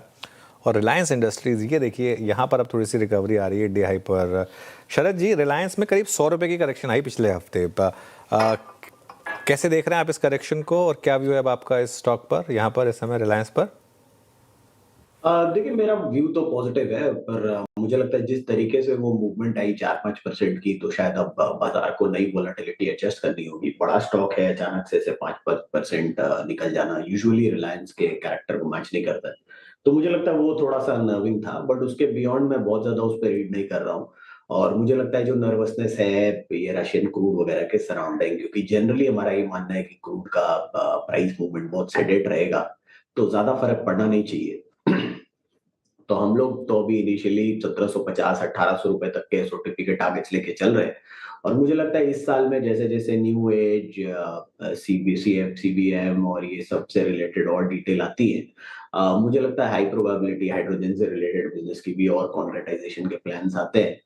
ये काफी बड़ा ट्रिगर होगा। और जियो में अगर आरपूज इंप्रूव होती है, क्योंकि भारती से काफी डिस्काउंट पे है, तो वहाँ पे एक जगह है, तो वो एक एडिशनल ट्रिगर हो सकता है फर्दर री-रेटिंग के लिए। और जो आईपीओस हैं ऑब्वियसली रिटेलर, उसके वो भी पॉजिटिव है। तो मुझे लगता है इनिशियली 1750-1800 रुपए के हम टारगेट्स लेके चल रहे हैं, बट जैसे जैसे ये न्यू एनर्जी की डील्स और कॉन्क्रेटाइज होती है, मेरे हिसाब से इस अपवर्ड रेटिंग में काफी बड़ी अपसाइड पॉसिबल है। जय रिलायंस पे शरद जी का व्यू विद स्टैंडर्ड डिस्क्लेमर। इस चैनल का स्वामित्व प्रबंधन रिलायंस इंडस्ट्रीज होल्ड करते हैं। कृपया कोई राय इस चैनल पे जो शेयर की गई है उस पर एक्ट करने से पहले एक निजी राय जरूर रखें। अच्छा, एक बार निफ्टी एफएमसीजी लेके आइए। इंडेक्स बहुत ही खराब सूरत हाल में, लेकिन अगर आप इसको कंपेयर करें वर्सेस 4 इंडिविजुअल स्टॉक्स के, बहुत बड़े बड़े आपको डाइवर्जेंसेस नजर आएंगे। देखिए, ये इंटरडे है, दैट्स इंटरडे, मैं पोजिशनल बात नहीं कर रहा हूँ। एचयूएल जिस पर बात हुई, मैंने 2 बजे जिक्र भी किया, फिर शेयर ने भी पॉइंट आउट किया, is in the mid way. But जहाँ कहते हैं एक्यूट स्ट्रेंथ, वो था मैरिको, लेकिन आज वो थोड़ा डाउन है, पिछले 4-5 दिन से डाउन है। लेकिन अभी एक्यूट स्ट्रेंथ नजर आ रही है टाटा कंज्यूमर। ये आपकी स्क्रीन पे आएगा। ये ऑलमोस्ट 1194 पे सारे वजह के ऊपर ट्रेड करता हुआ, रेंज हाइज पे ट्रेड करता हुआ, मल्टी ईयर हाई रेंज जो है उस पर ट्रेड करता हुआ, all time high range trade करता हुआ। और इससे भी क्लीन चार्ट है, दैट्स नेस्ले 1314 पे। मानस, अगर आपको क्लोजर टू बजट, अगेन आपको पिछला बजट याद ही होगा, टैक्स कट के बाद क्या एक मूव आया था, हालांकि वो शॉर्ट लिव था। अगर एक भी स्टॉक रखना हो स्ट्रेंथ को ब्रेक करते हुए, रिलेटिव स्ट्रेंथ जिसे कहते हैं, क्या चूज करेंगे आप? देखिए, उसके लिए तो बिल्कुल नेस्ले पे ही ध्यान है, क्योंकि नेस्ले में पिछले हफ्ते हमने ब्रेकआउट देखा चार्ट्स पे, उसके बाद हमने एक छोटा सा करेक्शन देखा। करेक्शन में 10 डे मूविंग एवरेज पे सपोर्ट लेके रैली देखने को मिल रही है। मेरा समझना है कि एक शॉर्ट टर्म बॉटम बना है, और अगर एक पोजीशन ट्रेड लेना हो तो 20 डे मूविंग एवरेज नीचे स्टॉप लॉस लगा लीजिए। 1280 के स्टॉप लॉस से एक पोजीशन ट्रेड ले सकते हैं। 1400 तक के टारगेट्स पॉसिबल है stock. Okay, Nestle India, Tata consumer पे ये हो गया व्यू। इनफैक्ट एक बार टाटा ग्रुप के दूसरा स्टॉक लेकर आइए, ट्रेंड आज 2% अप है। इनफैक्ट जब मार्केट सुबह बहुत ही कमज़ोर था, उस वक्त भी ट्रेंड कोशिश कर रहा था 1% अप, और अब जब रिकवरी अच्छी आ गई है तो 2% की तेज़ी के साथ डेज हाई पर कर रहा है ट्रेंड कारोबार। इनफैक्ट आज सुबह एक ब्रोकरेज रिपोर्ट आई थी काफ़ी पॉजिटिव, मैक्वेरी की आई थी, आउट परफॉर्मर की कॉल आ गई थी, 4900 तक के टारगेट प्राइस आए हैं। और वो कह रहे कि ज़ूडियो स्टोर्स का रिवैम्प कर रही है कंपनी, इससे कंपटीशन में इनको काफ़ी मदद मिलेगी, और सेकंड हाफ काफ़ी अच्छा रहने वाला है, ट्रेंड का डिमांड में रिकवरी होगी। नई टेक्नोलॉजी पर भी काम कर रही है। कुछ चिंताएं हैं, लेकिन जो चिंताएं हैं वो नियर टर्म में है, तो लॉन्ग टर्म स्टोरी मैक्वेरी को इंटैक्ट नज़र आ रही है, काफ़ी अच्छा परफॉर्मेंस। लेकिन शरद जी, ट्रेंड ने अब कितना भरोसा करें हम इस रिकवरी पर, क्योंकि काफ़ी इसने पेशेंस टेस्ट किया है और हाल फिलहाल में भी फिर से टूटा था ये स्टॉक। क्या लगता है आपको, क्या सच में लॉन्ग टर्म स्टोरीज की इंटैक्ट और आज की रैली पे कर सकते हैं भरोसा?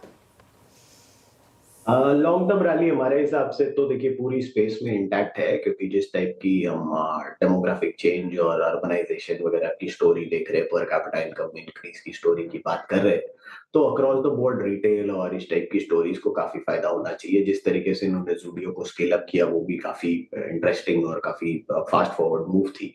तो मुझे लगता है अगर वो रीवैम्प फिर से अग्रेसिव बोल रहे हैं तो आप वापस से स्टॉक को एक अपग्रेड साइकिल में देख सकते हैं। अगर वो रिजल्ट्स डिलीवर करते हैं तो मेरे हिसाब से आइडियल अप्रोच ऐसा नहीं है कि बहुत सस्ता है कितना, अगर बहुत ऑप्टिमिस्टिक अर्निंग भी अगले साल आती है 70-75 रुपए के आसपास। अभी जनरली हम लोग 65-66 रुपए की मीडियम एस्टिमेट ले रहे हैं, बट वो चेंज हो सकता है। तो मुझे लगता है अगर बहुत और 10 रुपए और बढ़ा भी दीजिए 75 रुपए के आसपास भी आता है तो भी ऑलरेडी शायद 45 टाइम के ऊपर चल रहा है। तो उस हिसाब से मुझे लगता है कि थोड़ा सा एक्सपेंसिव है, थोड़ा सा वेटिंग टाइम आपको लग सकता है। बट अगर आप थोड़ा ट्रैक करें और देखें कि जब ये इंप्रूवमेंट्स विजिबल होने लगे नंबर्स में तब पोजीशन ले तो बेटर है, या स्टैगर कर लीजिए अगले 500-600 रुपए में ग्रेजुअली, जैसे जैसे नीचे आता है हर 100 रुपए की टिप पे 10-15% तो एलोकेट करते जाइए। मेरे हिसाब से वो एक बेटर स्ट्रेटेजी हो सकती है ट्रेंड में। क्लियर कट रिवर्सल हो सकता है, आ भी जाए घूम जाए ऊपर, अगर ये फॉरवर्ड आउटलुक इनका चेंज होता रहता है और 10-20 रुपए और अर्निंग में बढ़ जाते हैं तो फिर मल्टीपल्स तो बैक सीट ले लेंगे। लेकिन अभी टेम्पोररीली मुझे लगता है बेटर स्ट्रेटेजी होगी कि अगले 10% फॉल में आप उसको 5 स्टेजेस में ग्रेजुअली एक्यूमुलेट करें। ग्रेजुअली एक्यूमुलेट करें। चलिए आप बात करते हैं रियल एस्टेट कंपनियों की। यहाँ पर काफ़ी दबाव है। असल में सिग्नेचर ग्लोबल और आशियाना हाउसिंग के Q3 अपडेट्स काफ़ी कमज़ोर रहे और उसके बाद लगातार इन स्टॉक्स में गिरावट है। खासतौर से जो NCR बेस्ड कंपनीज हैं वहाँ तो गिरावट है ही। आशीष के पास चलते हैं। आशीष, गुड आफ्टरनून। सभी स्टॉक्स में सर गिरावट यहाँ पर देखने को मिल रही है, लेकिन सिग्नेचर ग्लोबल ने चौंका दिया। देखिए प्री सेल्स ये बता रहे हैं कि जो गाइडेंस इससे पहले दी थी वो हासिल नहीं कर पाएंगे और इसी के बाद हमने देखा है कि एक सभी स्टॉक्स में आपको गिरावट देखने को मिल रही है। दरअसल इनकी गाइडेंस ये थी कि 12,700 करोड़ की ये प्री सेल्स करेंगे, लेकिन ये बता रहे हैं कि पिछले कुछ महीनों में डिमांड एनवायरनमेंट में ऐसा बदलाव आया है कि डिमांड बड़ी सॉफ्ट चल रही है और इसी के चलते बता रहे हैं कि हासिल नहीं कर पाएंगे। अभी जो Q3 का अपडेट दिया है बड़ा कमज़ोर है। आप देखिए कि प्री सेल्स पिछले साल के मुकाबले 27% घटी है और 2020 करोड़ का आंकड़ा यहाँ पर देखने को मिला। जो यूनिट्स की बिक्री हुई है टोटल, इसमें 73% की गिरावट है। करीब 408 यूनिट्स इन्होंने क्वार्टर के दौरान बेचे हैं। और लेकिन सिर्फ ऐसा नहीं है कि सिग्नेचर ग्लोबल, हालांकि आशियाना की बात करें तो ये थोड़ी सी डाइवर्सिफाइड है, इनकी प्रेजेंस दूसरी जगहों पर भी है, लेकिन इनका अपडेट आप देखिए कि पिछले साल के मुकाबले अगर आप एरिया बुक्ड देखें या फिर वैल्यू ऑफ एरिया सोल्ड, दोनों में ज़्यादा गिरावट यहाँ पर आपको देखने को मिली। 18-20% का कट यहाँ पर देखने को मिला है और इसी के चलते अगर आप देखें, क्योंकि दिल्ली NCR का मार्केट लगातार हॉट रहता है और यहाँ पर मार्केट का फोकस भी है, बड़ी बड़ी गाइडेंस यहाँ पर दे रखी है। जैसे मिसाल के तौर पर आप देखें तो DLF की तरफ से जो गाइडेंस है 20 से लेकर 22,000 करोड़ की प्री सेल्स की है। मैक्स एस्टेट 6 से 6,500 करोड़ की गाइडेंस है और अगर ऐसे में थोड़ी सी नरमी आती है, एक प्लेयर बता रहा है तो दूसरे प्लेयर्स पर भी एक इनडायरेक्ट इम्पैक्ट आता है। इसी के चलते आप देखिए इन सभी स्टॉक्स में गिरावट नजर आ रही है। सभी स्टॉक्स में गिरावट नजर आ रही है, बिल्कुल सही कहा आपने आशीष, शुक्रिया। सुबह हमने बात भी की थी सिग्नेचर ग्लोबल के, बिग स्टॉक्स में उसको नेगेटिव में भी लिया था, 4.5% नीचे है। चलिए अब एक काम करते हैं, 4 का चौका की शुरुआत कर लेते हैं। राजेश जी हैं हमारे साथ, राजेश पालवी जी सस्ता ऑप्शन के लिए और राजेश सतपुते जी FNO सुपरस्टार के लिए।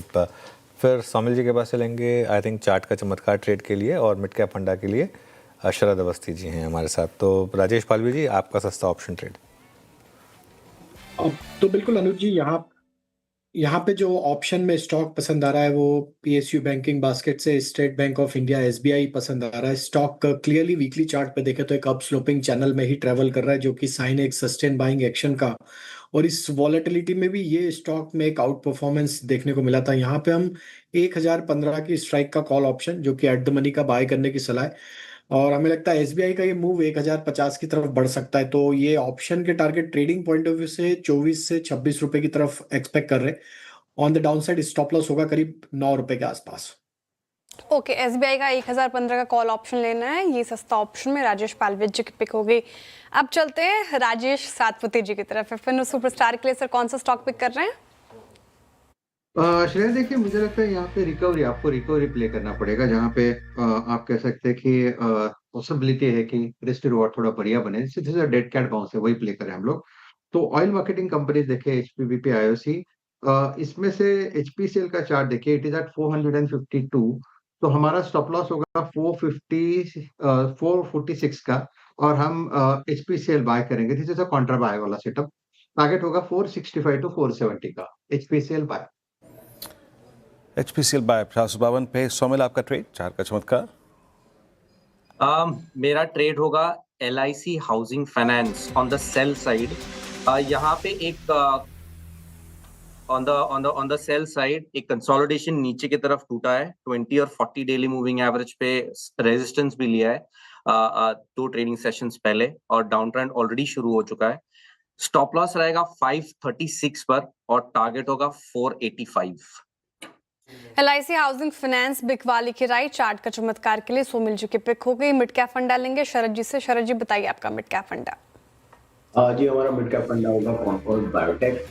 कंपनी APIs वगैरह की जानी मानी कंपनी है, और कुछ ऐसे प्रोडक्ट्स हैं जिनमें ये globally one of the few companies हैं जो इस टाइप के प्रोडक्ट्स बना पाती हैं। तो हमें लगता है कि ये एक डिसेंट बेट साबित हो सकती है। ग्रोथ वगैरह काफी स्ट्रांग रहना चाहिए। CDMO है, कुछ नए प्रोडक्ट्स की लॉन्चेस हैं। US टैरिफ्स का नेगेटिव इम्पैक्ट पड़ा है इनके ऊपर, तो आज चूंकि ऑलरेडी हम एक सुबुगाहट देख रहे हैं कि मोस्ट प्रोबेबली टैरिफ टेंट्रम शायद हमारे पीछे हैं, तो मुझे हिसाब से यहाँ पे भी आपको एक रिकवरी मिल सकती है। कुछ डील्स वगैरह में स्लो डाउन आया था पिछले कुछ समय में, तो अब जैसे नॉर्मलाइज होता है तो अर्निंग साइकिल में भी आपको एक अपटिक देखने को मिल सकती है। तो हमारा मानना है कि अगले साल कंपनी लगभग 50 रुपए के आसपास की अर्निंग्स डिक्लेयर कर देगी, जो डिसेंट ग्रोथ है, और उसके बाद भी ये ग्रोथ रेट जारी रहनी चाहिए। 30-35 का मल्टीपल मिलना बहुत मुश्किल नहीं होना चाहिए। तो 1700-1750 के शुरुआती लक्ष्य के हिसाब से कॉनकॉर्ड बायोटेक। कॉनकॉर्ड बायोटेक हो गया मिड कैप फंडा में ये पसंदीदा स्टॉक शरद अवस्थी जी का। एक रिकैप आपके लिए पूरे 4 का चौका का। सस्ता ऑप्शन लिया हमने राजेश पालवे जी से। SBI का आपको 1015 का कॉल ऑप्शन लेना है। 26 तक के टारगेट एक्सपेक्टेड है। 9 का स्टॉप लॉस लगाना है। FNO सुपरस्टार के लिए राजेश सातपति जी कह रहे हैं कि वो दाव लगाएंगे HPCL पर, और यहाँ पर फ्यूचर्स में खरीदारी की राय। 470 के टारगेट हैं। 446 का स्टॉप लॉस लगाना है। चार्ट का चमत्कार के लिए सोमिल जी आज पूरे बिकवाली के मूड में है, तो LIC हाउसिंग फाइनेंस यहाँ पर सेल करना है आपको। नीचे के 485 की टारगेट है। 536 का स्टॉप लॉस लगाना है। मिड कैप फंडा के लिए शरद जी ने अभी कॉनकॉर्ड बायोटेक को चुना। लंबी अवधि और मीडियम टर्म में भी अगर आप देखें तो उनको ये पर्टिकुलर काउंटर अच्छा लग रहा है। मार्केट डेज हाई पर, लेकिन कुछ काउंटर्स मैं देख रही थी जो अच्छी कोशिश के साथ भी इस रिकवरी में अपना साथ दे रहे हैं।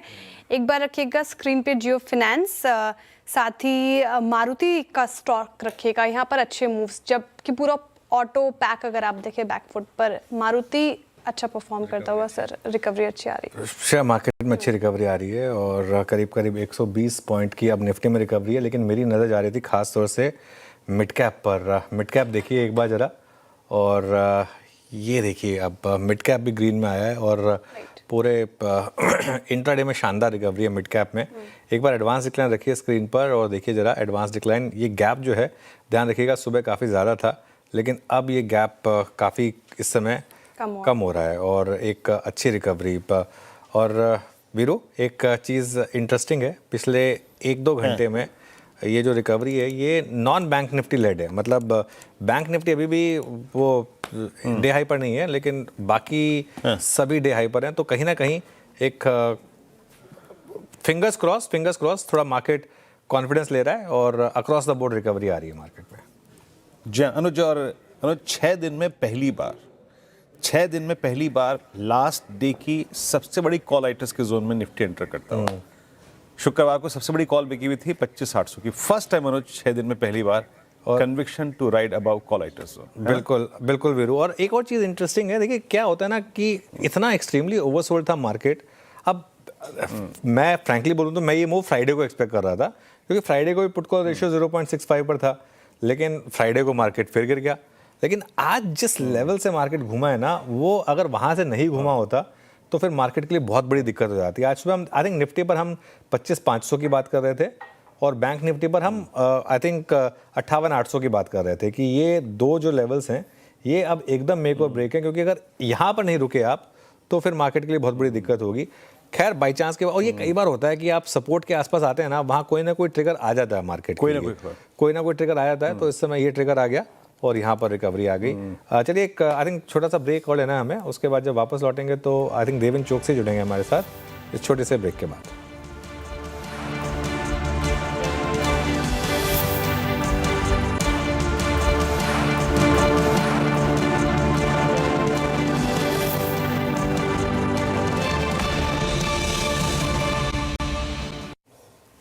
Welcome back. Big market voices में हमारे साथ जुड़े हैं डीआर चोकसी फिनसर्व के मैनेजिंग डायरेक्टर देवेंद्र चोकसी। देवेंद्र जी, गुड आफ्टरनून। सबसे पहले तो ये जानना चाहूँगा कि क्या मार्केट में आज जो रिकवरी आई है सर्जियो गौर की स्टेटमेंट के बाद, उसे कितना पॉजिटिवली लिया जाए? क्या ये जस्ट एक डेड कैट बाउंस है, शॉर्ट कवरिंग है, या वाकई में मार्केट उस स्टेटमेंट से वापस एक सेकेंड लीज ऑफ लाइफ मिली है मार्केट को? अनुज, गुड आफ्टरनून। वेल, मैं ऐसा मानता हूँ कि आई थिंक मायने यही हिसाब से रखता है कि अगर ये डील साइन हो जाता है तो सबसे पहले मार्केट के अंदर जो रिजल्टेंट फैक्टर जो हुए हैं उनका यहाँ पे एक कंट्रोल होना शुरू हो सकता है। And one point I think which is very obvious and clear कि हमारी जो करेंसी जो हिसाब से घटी है वो हिसाब से आई थिंक एक नेगेटिव फील डेफिनेटली आ रहा है कि I think we are going to have relatively higher amount of challenges on that front. But I think more importantly अगर ये डील कंप्लीट हो जाता है and I think it is win win kind of a deal जो complete होता है, तो in that case I think we are likely to see our currency also stabilising and our market also stabilising. Currency stabilise होती है तो I think market के अंदर ये जो थ्रेट है विड्रॉल की, वो विड्रॉल की थ्रेट निकल जाएगी। Because today I think people are FI के जो फंड्स विड्रॉ हो रहे हैं मार्केट के अंदर, तो उसका मेन कारण ये है कि I think they are not having confidence in currency. In fact I think they talk about 3 digit rupee to a dollar. So that is where I think the challenge is. If this issue get resolved, then currency depreciate नहीं होती है, and I think this is going to be a main factor. Second most important part, Indian domestic economy, frankly, I think is doing very well. In fact, corporate का earnings जो Q3 के अंदर जो नतीजे आने जा रहे हैं, उसके अंदर हम आशा रखते हैं कि यहाँ पे काफी अच्छा एक reversal from the previous 2 quarters देखने को मिलेगा in form of I think profitability as well as in form of profit for majority of the businesses. So we feel that I think given the strength of the fundamentals and if the possibility of I think the currency not depreciating further, this is a formula for market to recover, and that is what I think the market has realized possibly today. I think otherwise this is going to be I think a good challenge for the market to survive if the continued sell-off takes place from the FI side. Devendra जी नमस्कार। जैसे कि आपने बोला कि हाँ, forex market को एक comfort मिलेगा और वो एक बहुत महत्वपूर्ण चीज़ होगी। Sir, mid cap small cap में काफ़ी बड़ा प्राइस डैमेज हुआ। That's all about I think sentiment as well. Mid caps में स्मॉल कैप में आपका व्यू क्या है? अगर ये वास्तविकता में जिसको बाजार सोच के चल रहा है आज, वो कन्वर्जन होता है उसका, मिड कैप स्मॉल कैप का टेक, और स्पेशली कुछ स्पेस लाइक टेक्सटाइल जो सबसे बड़े ज़्यादा हैमर हुए थे, उन पे आपका टेक क्या है? कहाँ रिकवरी सबसे स्ट्रॉन्ग एक्सपेक्ट कर रहे हैं आप मिड कैप स्मॉल कैप में? I think price correction has been very, very significant in some of the good quality mid-cap companies. मैं ऐसा मानता हूँ कि वहाँ पे नजर पहली होनी चाहिए। कोई स्पेसिफिक स्टॉक का नाम नहीं देना चाहूँगा इमीडिएटली, परंतु एक चीज डेफिनेटली है कि जिनके फंडामेंटल स्ट्रॉन्ग है और प्राइस के अंदर करेक्शन शार्प आया है, तो कंपनियों को आई थिंक सबसे पहले रिकवर होने का एक स्कोप मिलेगा। The major challenge for the mid cap and small cap is कि जो IPO के माध्यम से इंक्लूडिंग इंस्टीट्यूशन इन्वेस्टर जिन्होंने फंड्स मार्केट के अंदर इन्वेस्ट किए हैं, those funds are basically having a significantly lower amount of NAV challenge right now. और उसके कारण आपको यहाँ पे शायद अच्छे स्टॉक को बेच के वो लॉस मेकिंग IPO के स्टॉक आपके पोर्टफोलियो में नर्चर करने पड़ रहे हैं। सेकंड थियरी ये भी वर्क कर रही है। I think some of the institution investors they are selling some of the less important stocks in their portfolio, generating cash and trying to support I think their existing holding by way of I think adding further into those companies कि nervous market के अंदर नीचे नहीं जाए price के लिए भी I think these people are putting in some amount of money. So these both theories are currently working and that has resulted in I think a fall into the mid cap and small cap stock prices. मैं मानता हूँ valuation जब तक ठिकाने पे नहीं आते तब तक ये चैलेंज रिस्पेक्टिव कंपनीज के अंदर शायद चालू रहेगा। ओके, वैल्यूएशन भी एक बड़ा कंसर्न है। देवेंद्र जी, गुड आफ्टरनून। Q3 की आपने कहा अर्निंग्स बेहतर आने की उम्मीद है, लेकिन 2 बड़ी सिरदर्द अभी भी मार्केट में है। एफआईज की ओर से सेलिंग जारी है, ट्रेड डील अभी भी एक सिरदर्द बना हुआ है। अगर कल सर होपफुली अगर कुछ इसके और कदम बढ़ाए जाते हैं तो कौन से स्पेसेस सेक्टर्स लगते हैं आपको सबसे बड़े फायदे में होंगे? श्रेया, मेरा ऐसा मानना है कि आई थिंक जब भी रिकवरी आती है तभी रिकवरी दिग्गज के साथ में जुड़ी जाती है। तो आई think those big names I think on which index is I think travelling, उनके लिए I think definitely first chance मिलेगा रिकवरी के लिए। मैं ऐसा मानता हूँ कि सबसे पहले सेंटीमेंट रिकवर होना जरूरी बनता है। सेंटीमेंट रिकवर होने के साथ में कन्विक्शन बिल्ड होना संभवित है, जैसे हमने पिछले थोड़े टाइम पहले बात की उसके अंदर। और because of that improvement in the sentiment मैं ऐसा समझता हूँ कि I think the large cap stocks will probably take the first leadership followed by the mid cap and small cap जो ऑलरेडी कंपेनिंग वैल्यूएशन पे है उसके लिए ज्यादा रिस्क नहीं है, उसको पहला प्रेफरेंस मिलना चाहिए मिड कैप स्मॉल कैप में. Rest of the things I think may probably take time for building the momentum, but my confidence would be largely the interest movers in the large cap space. Devendra ji, पिछले हफ्ते खबर आई कि power equipment space में Chinese companies को शायद allow करेंगे और हमने काफ़ी बड़ी डी रेटिंग देखी BHEL में, CG पावर में, हिताची में. आज रिकवरी आई है क्योंकि अगर यूएस के साथ डील होगी तो ये डील शायद बैक बर्नर पर होगी, लेकिन इस स्पेस पर आपका क्या व्यू है? We are extremely bullish on I think on power and power utilities क्योंकि जो हिसाब से गवर्नमेंट के बजट के माध्यम से भी देखें तो शायद I think they will be putting higher amount of thrust on allocating further money including into the PLI schemes for some of the power ancillary businesses क्योंकि वहां पे हम देख रहे हैं कि जो हिसाब से convergence of renewable power thermal power के साथ में हो रहा है, we believe that I think it is having the potential to bring down the power cost for the industry from current 8 to 10 rupees per unit to as low as 5 to 6 rupees per unit in a span of around 3 to 5 years from now. So given that possibility, government will probably put more money behind this particular space in power and power utility segment के अंदर जो कंपनियां आती है उनके लिए शायद ये समय बेटर रहेगा because I think that money allocation will be higher. We believe that I think this is a structural change which we are likely to see. And that could be possibly benefiting some of the mid-tier and companies also, along with I think some of the large companies like ABB, BHEL, Siemens, etc. अच्छा देवेंद्र जी, ये इस बार के जो monthly sales figure थे आपको कैसे लगे? मतलब नंबर्स बहुत अच्छे थे सभी सेगमेंट्स में. M&M ने बहुत सारे लॉन्चेस भी किए और टाटा का सियरा वर्जन अच्छी लाइमलाइट में इस वक्त. अभी ऑटो में क्या लेकर, हालांकि इस बजट में ऑटो के लिए बहुत कुछ स्पेस क्रिएट किया जाए वो उस बात की पॉसिबिलिटी बहुत कम है, बट किन नंबर्स ने आपको बहुत स्ट्रॉन्ग कन्विक्शन दिया? और टू व्हीलर स्पेस जहां पर अभी भी ऑल टाइम हाई से स्टॉक एक डिफरेंशियल मेंटेन करके चल रहे हैं, अगर कोई खास स्टॉक अगर आप मेंशन कर पाए तो please. So commercial vehicle, tractors and farm equipments उसके अंदर मेरे ख्याल से आई थिंक सबसे एक अच्छी ग्रोथ देखने को मिली है. यहाँ पे एक चीज उभर के आती है कि गवर्नमेंट एक तरफ I think allocation of fund बढ़ाती है because of I think building the logistic management system under the Gati Shakti projects. मैं ऐसा समझता हूँ कि I think this is going to be a good move for most of the commercial vehicle companies particularly. तो auto के अंदर commercial vehicle would be remaining my preference for good. Second thing I think जो electric vehicle के माध्यम से जो कंपनियां जुड़ी है, फिर बजाज ऑटो का चेतक हो या महिंद्रा एंड महिंद्रा के बॉन इलेक्ट्रिक व्हीकल्स हो, I think those kind of companies have relatively higher amount of consumption wallet जो है उसके अंदर से उनको ज्यादा शेयर मिल सकता है.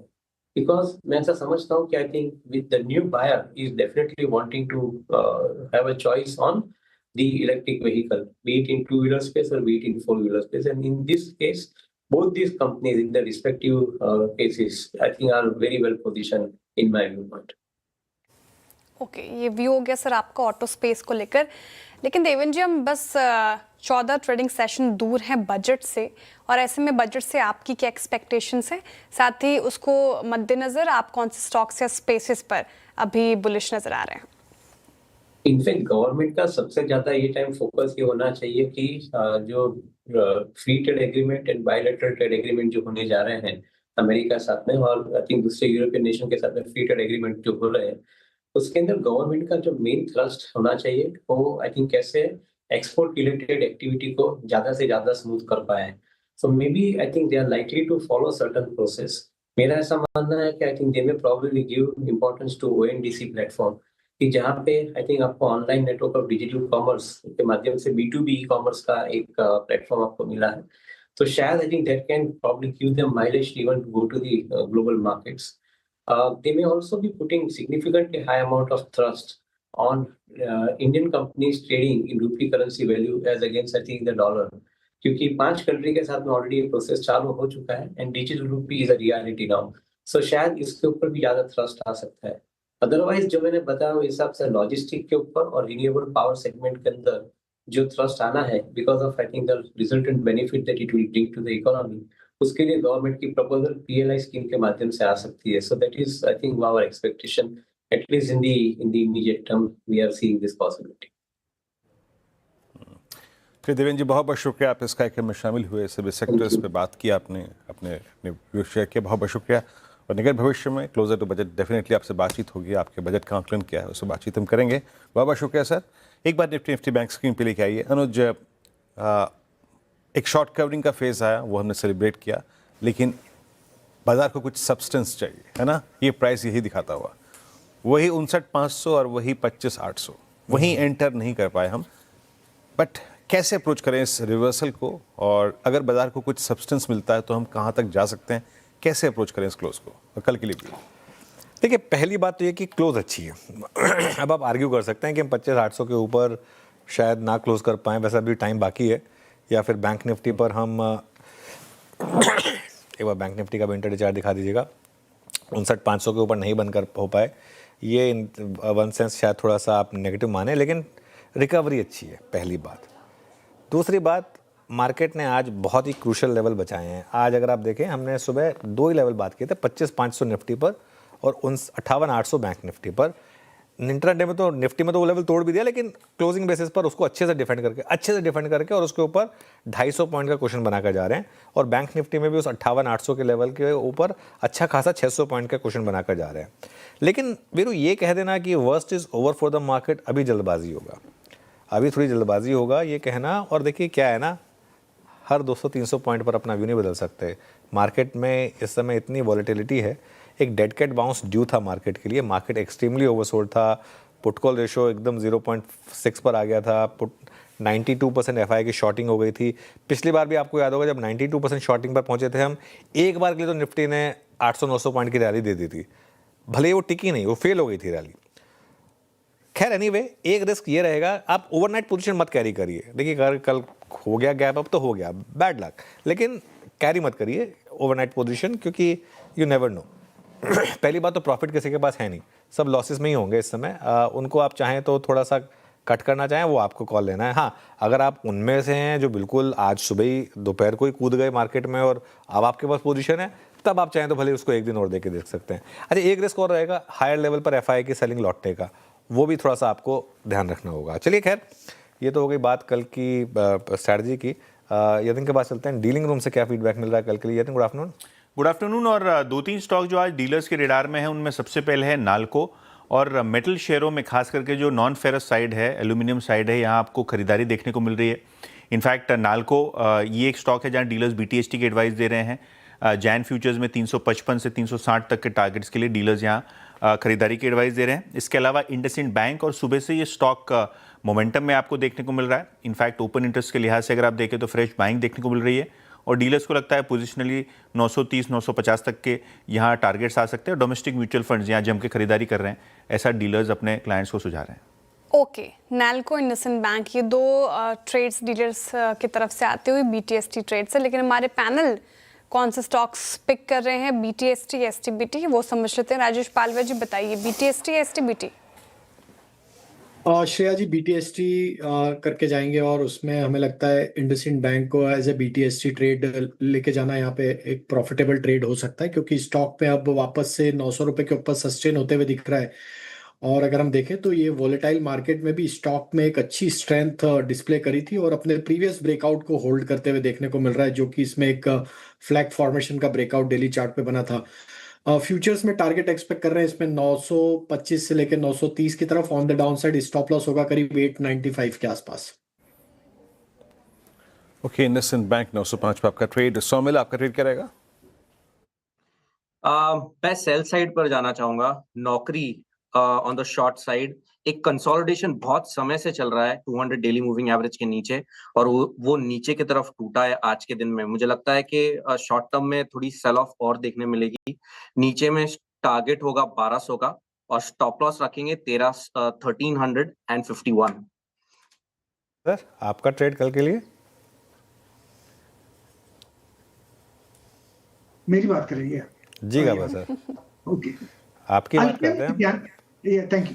अल्केम की बात कर रहा हूं मैं. अल्केम इज गुड, 5867 पर ट्रेड कर रहा है. सेटअप सही है, इसमें स्ट्रेंथ नजर आती है. स्टॉप लगाएंगे करीब 5830 का, करीब 30-35 रुपए का स्टॉप है। टारगेट होगा करीब 5950। अल्केम। ओके, अल्केम लैब गाबा को पसंद आ रहा है। मानस जी, आपको क्या पसंद आ रहा है?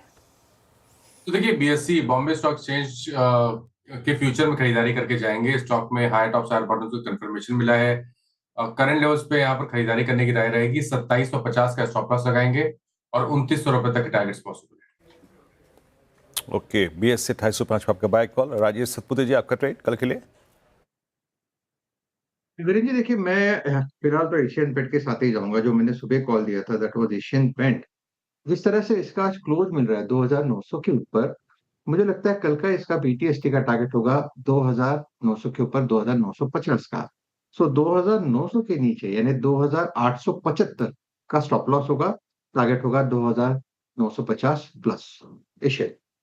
Okay, Asian paints. चलिए अब वीरो के पास चलते हैं आज की मार्केट ब्रेथ के लिए। आज थोड़ी सी तो रिकवरी दिख रही है। सुबह तो स्क्रीन काफ़ी ख़राब थी वीरो, लेकिन अब तक ठीक हुई होगी, रिपेयर हुआ होगा। हाँ, ब्रेथ अच्छी है अनुज। और थोड़ा सा अगर आप देखें आज रिकवरी है बाजार में, तो रिवर्सल जो था वो इम्पैक्ट विजिबल है। इवनली पॉइज जिसे आप कह सकते हैं। और 97 अगर आप देखें तो आज लॉन्ग्स थे बहुत दिनों बाद। ऐसा ब्रेथ इन डेरिवेटिव 79 में शॉर्ट, 28 पे शॉर्ट कवरिंग। हालांकि लॉन्ग अनवाइंडिंग कम रही, दैट्स गुड। एक ही करके स्लाइड्स पे आते हैं जहां पर आज लॉन्ग वेट देखा गया।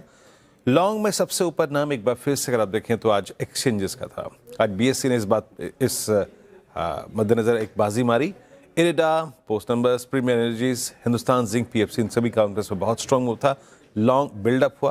अच्छा, बीएससी 4.5% के गेन के साथ आज याद रखिएगा ऑलमोस्ट 5 दिसंबर के बाद हाईएस्ट ट्रैजेक्टरी पे। Coal India strong breakout, short covering थी यहाँ पे। IEX, Muthoot finance, Asian paints बहुत ही बेहतरीन तरीके से चैनल से बाहर निकल के आया। Same is the case with Trent. एक पुल बैक यहाँ पे विजिबल था but short covering. Next slide, short Laurus lab. आज सारे सीडीएमओ प्लेयर में शॉर्टिंग हुई। प्रेस्टीज स्टेट्स, आज रियल स्टेट में गजब शॉर्टिंग थी। और नंबर्स और स्पेशली अगर आप देखें सिग्नेचर ग्लोबल ने जो कहा उसका इम्पैक्ट विजिबल था पूरे सेक्टर पे। कमेंस, अंबर एंटरप्राइजेस, गोदरेज प्रॉपर्टीज, एक स्पेस और कैपिटल गुड्स आज काफ़ी शॉर्ट लेके गए। हालांकि रिकवरी थी but still carrying short. Long unwinding सम्मान में आईएफएल फाइनेंस में 361, कल्याण ज्वेलर्स और पेट्रोनेट एलएनजी कुछ काउंटर्स थे जहां पे आज शॉर्ट कवरिंग थी। टुवर्ड्स क्लोज एक स्टॉक और लेके आई है जहां पे आज रिकवरी अच्छी थी। पिडिलाइट में एक और एक स्टॉक देखना चाहूँगा जिसपे मेरे स्क्रीन पे अभी टुवर्ड्स क्लोज अच्छे कॉल ऑप्शंस में बाइंग आ रहे हैं 1500 की। एक बार नजर डालेंगे आप सोमेल 1500 के ऊपर, सारे एवरेजेस के ऊपर पिडिलाइट ट्रेड करता हुआ। फिरोज जी, यहाँ पर अगर आप देखें तो लास्ट मंथ में एक एंडिंग डायगोनल पैटर्न बना था और वो ऊपर की तरफ ब्रेकआउट भी हुआ था। आज के दिन में 200 डेली मूविंग एवरेज के ऊपर ये कट हो रहा है, प्लस 20 और 40 डेली मूविंग एवरेज पे भी सपोर्ट लिया है, which is a good sign, which is a very very good sign. 1474 के आसपास का एक बहुत ही क्रूशियल सपोर्ट है और वहां पे ही स्टॉप लॉस लगा के आप लॉन्ग कर सकते हैं for a first target of 1550 और दूसरा टारगेट होगा 1575। 1575 तक के टारगेट पेडिलाइट में नजर आ रहे हैं। डेज हाई पर क्लोज होने की तैयारी। अच्छा मोमेंटम इस पर्टिकुलर काउंटर में। लेकिन चलिए अब कुछ और काउंटर्स की बात कर लेते हैं, इनफैक्ट रिजल्ट्स की बात कर लेते हैं। तो कल वायदा में आईसीआईसीआई प्रूडेंशियल लाइफ और टाटा एलेक्सी समेत 3 कंपनियों के नतीजे आएंगे और कैसे रह सकते हैं ये नतीजे, प्रीव्यू समझ लेते हैं कंचन नौटियाल से। कंचन बताएंगे, good afternoon. ICICI prudential life और आईसीआईसीआई लोम्बार्ड, इन दोनों के नतीजे कैसे रह सकते हैं? स्ट्रीट क्या एक्सपेक्ट कर रहे हैं? जी, good afternoon. First of all अगर हम बात करें प्रूडेंशियल के नंबर्स के बारे में तो इस क्वार्टर में हमें एक अच्छी खासी जो रिकवरी है वो आती हुई दिखाई दे सकती है। आपको बहुत ज्यादा हायर साइड में नंबर्स नहीं देखने को मिलेंगे, लेकिन एक रिवाइवल का एक्सपेक्ट इस टाइम पे स्ट्रीट जो है वो लगा के चल रहा है।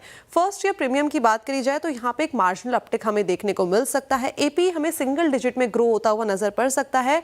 वैल्यू ऑफ न्यू बिजनेस की बात करी जाए तो ये हमें स्ट्रॉन्गर साइड में देखने को मिल सकते हैं, लेकिन जो मार्जिन है वैल्यू ऑफ न्यू बिजनेस का ये हमें फ्लैट साइड में देखने को मिल सकते हैं, क्योंकि जो इस टाइम पे जीएसटी का क्रेडिट था उससे थोड़ा सा जो प्रेशर है वो आता हुआ दिखाई दिया है।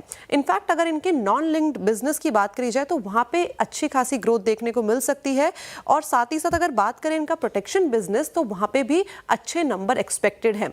अब आपको फोकस कहां रखना होगा ये बात कर लेते हैं। लेते हैं कि जो प्रोडक्ट मिक्स है इसके ऊपर मैनेजमेंट की तरफ से किस तरीके की कमेंट्री आती है, आउटलुक किस तरीके का आता है और जो ग्रोथ है उस पर किस तरीके की गाइडेंस मैनेजमेंट की तरफ से आती हुई दिखाई दे सकती है। तो नंबर्स हमें रिकवर होते हुए इस क्वार्टर में आते हुए दिखाई पड़ सकते हैं। बात करी जाए दूसरे नंबर यानी कि टाटा एलेक्सी के, तो यहाँ पे हमें वापस से एक रिवाइवल आता हुआ दिखाई पड़ सकता है। हमने देखा था कि पिछले कुछ क्वार्टर्स में टाटा एलेक्सी थोड़ा सा हमें दबाव में काम करता हुआ दिखाई दिया था in terms of results, but यहाँ पे रिकवरी जो है एक्सपेक्टेड है। डॉलर रेवेन्यू में मार्जिनल अपटिक देखने को मिल सकता है, ऑपरेशनल नंबर अपने स्ट्रॉन्गर साइड में देखने को मिल सकते हैं और जो मार्जिन्स है कंपनी के ये भी हमें स्लाइटली अपटिक देखने को मिल सकते हैं। इस टाइम पे अगर बात करी जाए इनके सबसे अच्छे बिजनेस की, तो ट्रांसपोर्टेशन में एक अच्छा खासा रिवाइवल जो है वो देखा जा सकता है, बिकॉज जो JLR का बिजनेस है वहाँ पे एक स्टेबिलिटी आती हुई दिखाई दे रही है। ऑटोमोटिव में अगर ओवरऑल बात करी जाए तो वहाँ पे हमें एक सॉफ्टनेस देखने को मिल सकती है, लेकिन के जो बाकी के वर्टिकल है, कमर्शियल व्हीकल हो गया, एरोस्पेस हो गया, ऑफ रोड हो गया, वहां पे अच्छी खासी रिकवरी एक्सपेक्टेड है। फोकस आपको कहां पे रखना होगा? सबसे पहले तो ओवरऑल जो डिमांड आउटलुक है वो किस तरीके का आता है, जेलर के साथ जो एंगेजमेंट है उसके ऊपर मैनेजमेंट की क्या कमेंट्री आती है, इनफैक्ट मीडिया एंड कम्युनिकेशन और जो एरोस्पेस की पाइपलाइन है वो किस तरीके से हमें बिल्डअप होती हुई दिखाई दे सकती है। लेकिन दोनों की नंबर्स की बात करी जाए तो नंबर्स में रिवाइवल है as compare to previous quarters. शुक्रिया आप कंचन। तो नंबर्स में थोड़ा सा रिवाइवल आपको देखने को मिल सकता है शायद। इस पर एक चार्ट चेक लेना चाहूँगा मैं टाटा एलेक्सी पर, क्योंकि पिछले हफ्ते अच्छा मूव आया था इसमें। राजेश सातपुते जी, आप देखेंगे जरा टाटा एलेक्सी का चार्ट और इस पर कोई व्यू अगर देना चाहें तो। अनुज जी देखिए, चार्ट तो बेहतरीन चार्ट है इसका। मुझे लगता है जिस तरह से इसने लोअर साइड से रिवर्सल दिया और ये हायर टॉप हायर बॉटम का फॉर्मेशन बना रहा है, अगर करंट लेवल से देखें तो ये इसका 200 डीमा बनता है करीबन 5650 पे, मैं फ्यूचर की बात कर रहा हूँ, और इसने आज सुबह से इस लेवल को रिस्पेक्ट दिया है। तो मुझे लगता है 5650 के नीचे स्टॉप लॉस मेंटेन करके अगर कोई लॉन्ग लेके जाना चाहता है तो लेके जा सकता है। इसका टारगेट आ सकता है 5900 950, जो कि 3 दिन पहले का हाई था, ये वो पहला टारगेट होगा। लेकिन वो रेजिस्टेंस अगर पार करेगा तो इसमें बहुत बड़ी तेजी हो सकती है। तो Tata Elxsi is a buy. और एक चीज मैं जोड़ना चाहूंगा, अगर किसी को ऑप्शन के द्वारा करना है, मैंने ऑप्शन लगाया, मैं भी शेयर कर लूंगा। 5700 का कॉल ऑप्शन करीबन 160 पे चल रहा है, इसे बाय करें। स्टॉप लॉस होगा 120 का, टारगेट होगा 250 प्लस का। ओके, टाटा एलेक्सी ये व्यू हो गया। इनफैक्ट एक बार ICICI प्रूडेंशियल लाइफ का भी रखिएगा स्क्रीन पर चार्ट, और ये हाई साइड से आज के सत्र में फिसला है। हालांकि आप देखिए इसके जो पीयर्स हैं वो अच्छा परफॉर्म करते हुए नजर आएंगे आपको। एक बार SBI लाइफ रखिएगा और HDFC लाइफ रखिएगा, लगातार हम चर्चा कर रहे थे, लेकिन ICICI प्रूडेंशियल लाइफ रिजल्ट से पहले देखें तो ये फिसला है। लेकिन SBI लाइफ इसको देख लीजिए गाबसर आप, SBI लाइफ इंटैक्ट इसका मूव आज के सत्र में करीब 1.5% से ज़्यादा की तेज़ी के साथ क्लोज होने की तैयारी। Q3 अपडेट भी ठीक ठाक नजर आया इसके। क्या करना चाहिए? चार्ट्स पे स्ट्रेंथ नजर आ रही है क्या? ये बेसिकली चार्ट स्ट्रक्चर तो पॉजिटिव है SBI लाइफ का, लेकिन 5 दिनों से एक साइडवेज मूव पर है। लेकिन बाय कर सकते हैं, एग्रेसिव कॉल है। 20 अब ट्रेड करें 2096, 18 रुपए का स्टॉप 2080 का। मेरे ख्याल से 2130 पॉसिबल है। बाय मोड पर तो है SBI लाइफ। ओके, अच्छा इस बीच देखिए, अब हम औपचारिक तौर से नंबर्स देखने वाले हैं TCS के, और TCS के नंबर्स से पहले मैं आपको एक कुछ स्टैट्स देता हूँ। TCS आज बहुत एक अच्छा पुल बैक दिया लास्ट 2 एवरेजेस से एग्जैक्टली 10-20 डे पे। नंबर्स से पहले ऑप्शन राइटर्स क्या कर रहे हैं और उन्हीं को सेंस लेते हुए राजेश पाल जी एक व्यू दे रहे हैं TCS में। अगर आप ऑप्शंस के जरिए कुछ खेलना चाहते हैं तो राजेश जी क्या पिक कर रहे हैं आप? तो वीरेन जी, TCS नंबर के पहले हमने प्रोटेक्टिव पुट स्ट्रेटेजी यहाँ पे सजेस्ट करेंगे। अगर हम देखें तो ये 4th मंथ है जहाँ पे TCS एक पॉजिटिव ट्रेजेक्ट्री में ही ट्रेड करते हुए देखने को मिल रहा है। सीजनलिटी फैक्टर भी देखें तो over last 10 year 60% of probability है कि TCS में यहाँ पे एक पॉजिटिविटी बनते हुए दिख सकती है। रिजल्ट के बाद हमने देखा इसमें 2 से 3% की वॉलेटिलिटी रहती है। और अगर डेटा देखें आज का, स्पेशली डेटा देखें तो 3200 की स्ट्राइक पे पुट राइटिंग यहाँ पे देखने को मिली। तो 3200 पे एक पुट बेस कॉन्सेंट्रेशन ऐड होते हुए दिख रहा है। तो यहाँ पे एक लॉट फ्यूचर का बाय करने की सलाह रहेगी, और उसको प्रोटेक्ट करने के लिए 3200 का यहाँ पे फ्यूचर बाय करेंगे और 3200 का एक पुट बाय करेंगे, जो कि करीब 48 रुपीज के आसपास ट्रेड कर रहा है। ब्रेक इवन आएगा करीब इसका 3271 के आसपास, और हमें लगता है कि इसमें मैक्सिमम लॉस अगर ये स्टॉक गिरता है तो यहाँ पे होगा करीब 12,400 के आसपास। लेकिन अगर ये स्टॉक का मूव 3271 के ऊपर होगा तो यहाँ पे एक अनलिमिटेड प्रॉफिट बनने की संभावना है। निफ्टी आईटी भी देखे तो 50 डे मूविंग एवरेज के आसपास सपोर्ट लेके एक अच्छा बाइंग इंटरेस्ट दिखा रहा है। तो हमें लगता है टीसीएस में एक पॉजिटिव मूव पोस्ट रिजल्ट बनते हुए दिख सकता है। तो प्रोटेक्टिव पुट लेके डाउनसाइड रिस्क को हेज करेंगे और फ्यूचर लॉन्ग करेंगे। ओके, पूरा लेखा जोखा करना क्या है आपको टीसीएस में आफ्टर रिजल्ट भी वो बता दिया गया है। अब इसे फॉलो कर ले। टीसीएस पे ये व्यू हो गया। कुछ और काउंटर्स देख रही थी मैं जिसने निचले स्तरों से अच्छी रिकवरी दिखाने की कोशिश की। पूरा मेटल पैक आप ध्यान रखिए आज अच्छा फोकस में था। Tata steel, JSW steel days high पर क्लोज हो रहे हैं। एशियन पेंट्स, अभी थोड़ी देर पहले पिडिलाइट की चर्चा हो रही थी, एशियन पेंट्स डेज हाई पर क्लोज होने की तैयारी। इसके अलावा अडानी पोर्ट्स रखेगा पर स्क्रीन पर। अडानी पोर्ट्स इसने निचले स्तरों से रिकवरी दिखाने की कोशिश की और ये काउंटर अब अडानी पोर्ट्स क्लोज हो रहा है डेज हाई के आसपास ही। एक लास्ट पॉसिबली चार्ट चेक आज के सेशन का मेरी तरफ से। राजेश सातवते जी, आप देखेंगे अडानी पोर्ट्स का चार्ट, क्योंकि इसमें भी काफ़ी लोग अभी भी हैं जो ऊपरी स्तरों से फंसे हुए हैं और लगातार सवाल भी आते हैं जब हम ट्रेडर्स हॉटलाइन करते हैं। याद होगा आपको। करना क्या चाहिए? अडानी पोर्ट्स में दमखम नजर आ रहा है क्या, या फिर अभी भी ये स्टॉक काफ़ी वॉलेटाइल, क्या लग रहा है?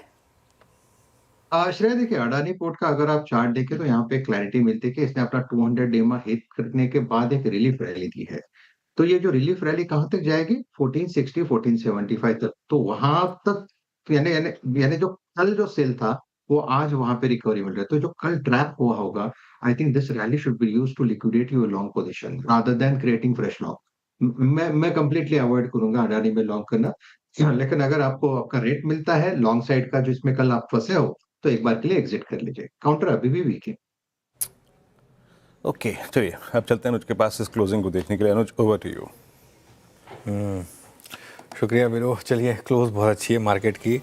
कहाँ सुबह हम 25,500 डिफेंड करने की लड़ाई में थे, कहाँ क्लोज होते होते 25,800 भी ऑलमोस्ट तोड़ दिया हमने हायर लेवल पर। बैंक निफ्टी 59,500 पर वापस 20 DMA के करीब बंद हुआ। निफ्टी आईटी फ्लैट बंद हुआ। ये सब में अच्छी रिकवरी थी। सबसे शानदार रिकवरी मिड कैप्स में थी, क्योंकि मिड कैप एक समय पे 600 पॉइंट नीचे था, ग्रीन में बंद हो रहा है। स्मॉल कैप आएगा आपकी स्क्रीन पर। आई थिंक स्मॉल कैप में करीब 1.5% की फिर भी गिरावट थी।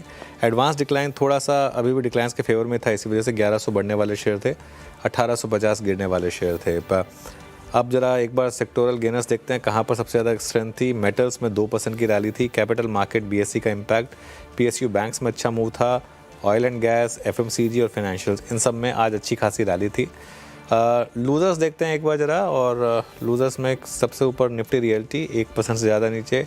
कैपिटल गुड्स हल्का सा नीचे था, एक्चुअली काफ़ी नीचे था, 2-3% फार्मा और ऑटो, यहाँ पर आपको आज गिरावट देखने को मिली। चलिए अब आते हैं निफ्टी गेनर्स पर। निफ्टी गेनर्स में सबसे ऊपर Coal India, Tata steel, Asian paints, Hindalco, JSW steel और ट्रेंट में शानदार रैली थी आज, करीब 2% भागा ट्रेंट। लूजर्स पर आते हैं एक बार जरा। इन्फोसिस 1% नीचे था, टाटा मोटर्स, पीवीबी 1% नीचे, Bajaj finance, Bajaj auto, Eicher Motors और श्रीराम फाइनेंस, इन सब स्टॉक्स में आज आपको थोड़ी सी गिरावट देखने को मिली। तो कुल मिलाकर मार्केट के लिए आज 2 हिस्सों में था। एक जैसे कहते हैं ना प्री सर्जियो गौर और दूसरा पोस्ट सर्जियो गौर। सर्जियो गौर के आने से पहले मार्केट अलग लेवल और उनके आने के बाद दूसरा लेवल। और 12 से पहले कुछ था, 12 के बाद कुछ और था। लेकिन अच्छी बात है कि सोमवार को मुस्कुराहट लौट के तो आई कम से कम, और वो स्पेशली हरा रंग है। और कल बड़ा अच्छा दिन है, एक तो मंगलवार, ऊपर से लोहड़ी, तो बहुत ही एक शानदार दिन। कल सुबह सुबह पैनल पे मुलाकात करेगा आपसे, सुबह मॉर्निंग कॉल और मुनाफे की तैयारी में सारी खबरें, समीकरण और तथ्य लेकर रहा है। तब तक के लिए नमस्कार।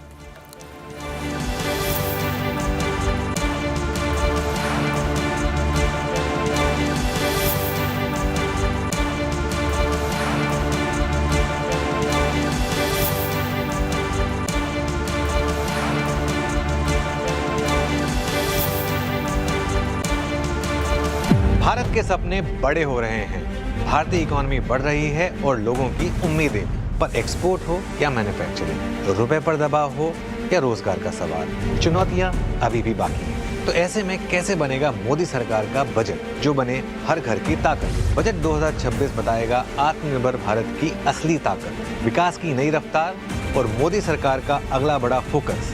देश के फ्यूचर रोड मैप को तय करने वाले इस बजट के ब्लूप्रिंट को हम करेंगे डीकोड सबसे सटीक, सबसे तेज, सबसे भरोसेमंद एक्सपर्ट्स के साथ, क्योंकि बजट मतलब सीएनबीसी आवाज। देखिए बजट 2026 आत्मनिर्भर भारत का दम सिर्फ सीएनबीसी आवाज पर।